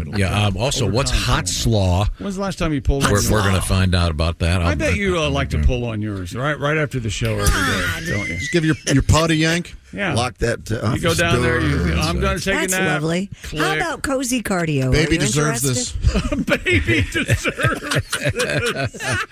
I'm going to go in the live cam. You did good, Tom Cat. I tried to change the subject. There we go. That is good. This would be a good Great. baseline. Hey! Too early. Hey! Hey! Who's your daddy? What? We're coming right back. Baby deserves to pull on my All right. We're coming right back to wrap things up with the Electric Amish live in studio. It's next here on the Bob and Tom Show.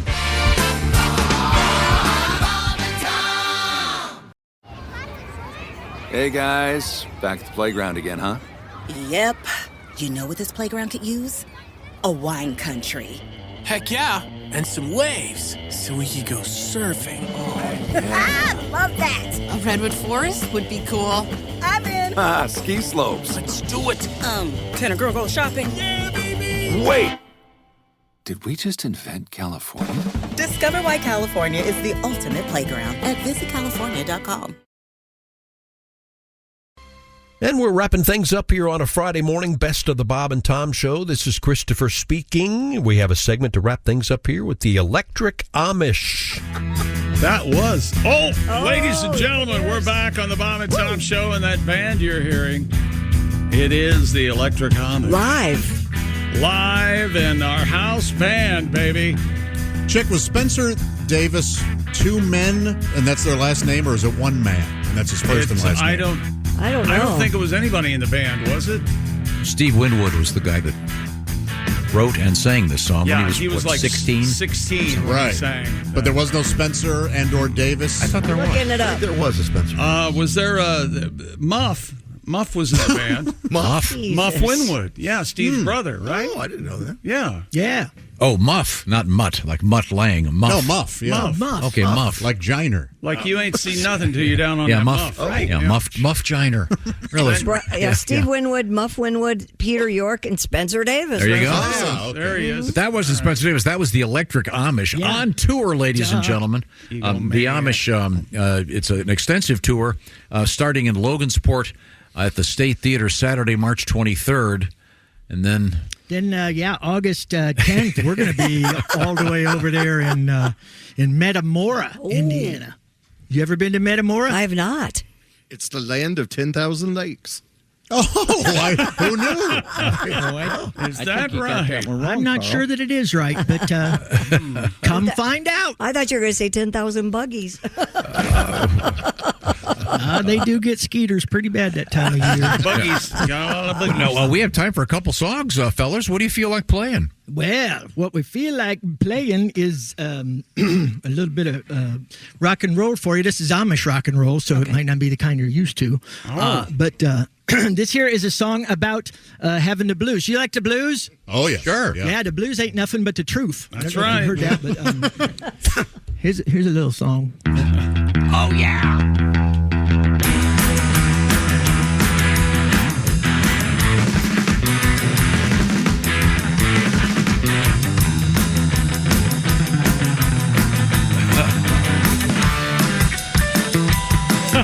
I'm gonna drive a car and I'm gonna watch some TV.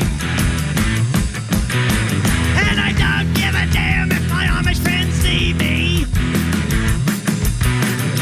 I won't talk to the parson because I know what he'll say. Take off those shiny buttons, get on your knees and pray. Doing all those things I ain't supposed to do because there ain't no cure for the Mennonite blues.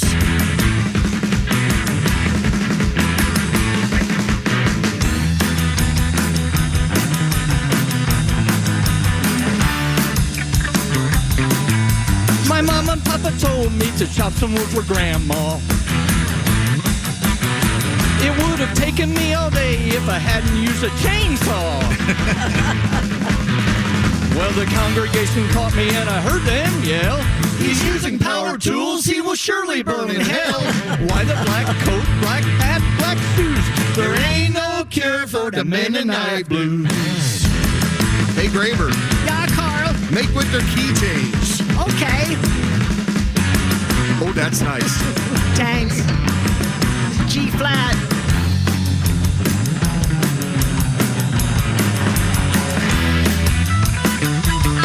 Well, there's a Mennonite village just a couple counties over. If I leave next Tuesday, I can make it by October.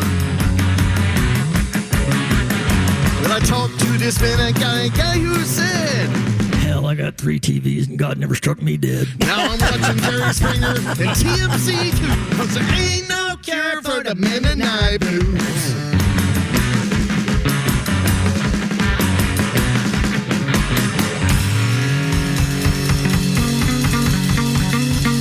Yes, sir. The Electric Amish and the Mennonite Blues here in the Bob and Tom program. Thank you. Fellas, we have time for one more. If you guys want to do a little something over there. Yeah, Two for Tuesday. It is 2 for Tuesday. Oh, really? That's a good idea. Oh, that's got a nice ring to it. All these days look the same to us, man. Oh, yeah. Yeah, we're gonna tune down to D. If you're playing at home, you're gonna want to tune down to D for this one. Okay. This is Christy. Yes, sir. We'll dedicate this to you. Oh. On account of we know that you're not exactly a straight ahead Amish girl. No, you're what we refer to as a black bonnet girl. Oh, you know what I'm saying? You know what I'm talking about? Pick it up. 2, 3, 4. Oh, you gonna paint that barn tonight? Oh, down beside the lantern light. Oh, you gonna finish all your chores, black bonnet girls? You make the Amish world go round.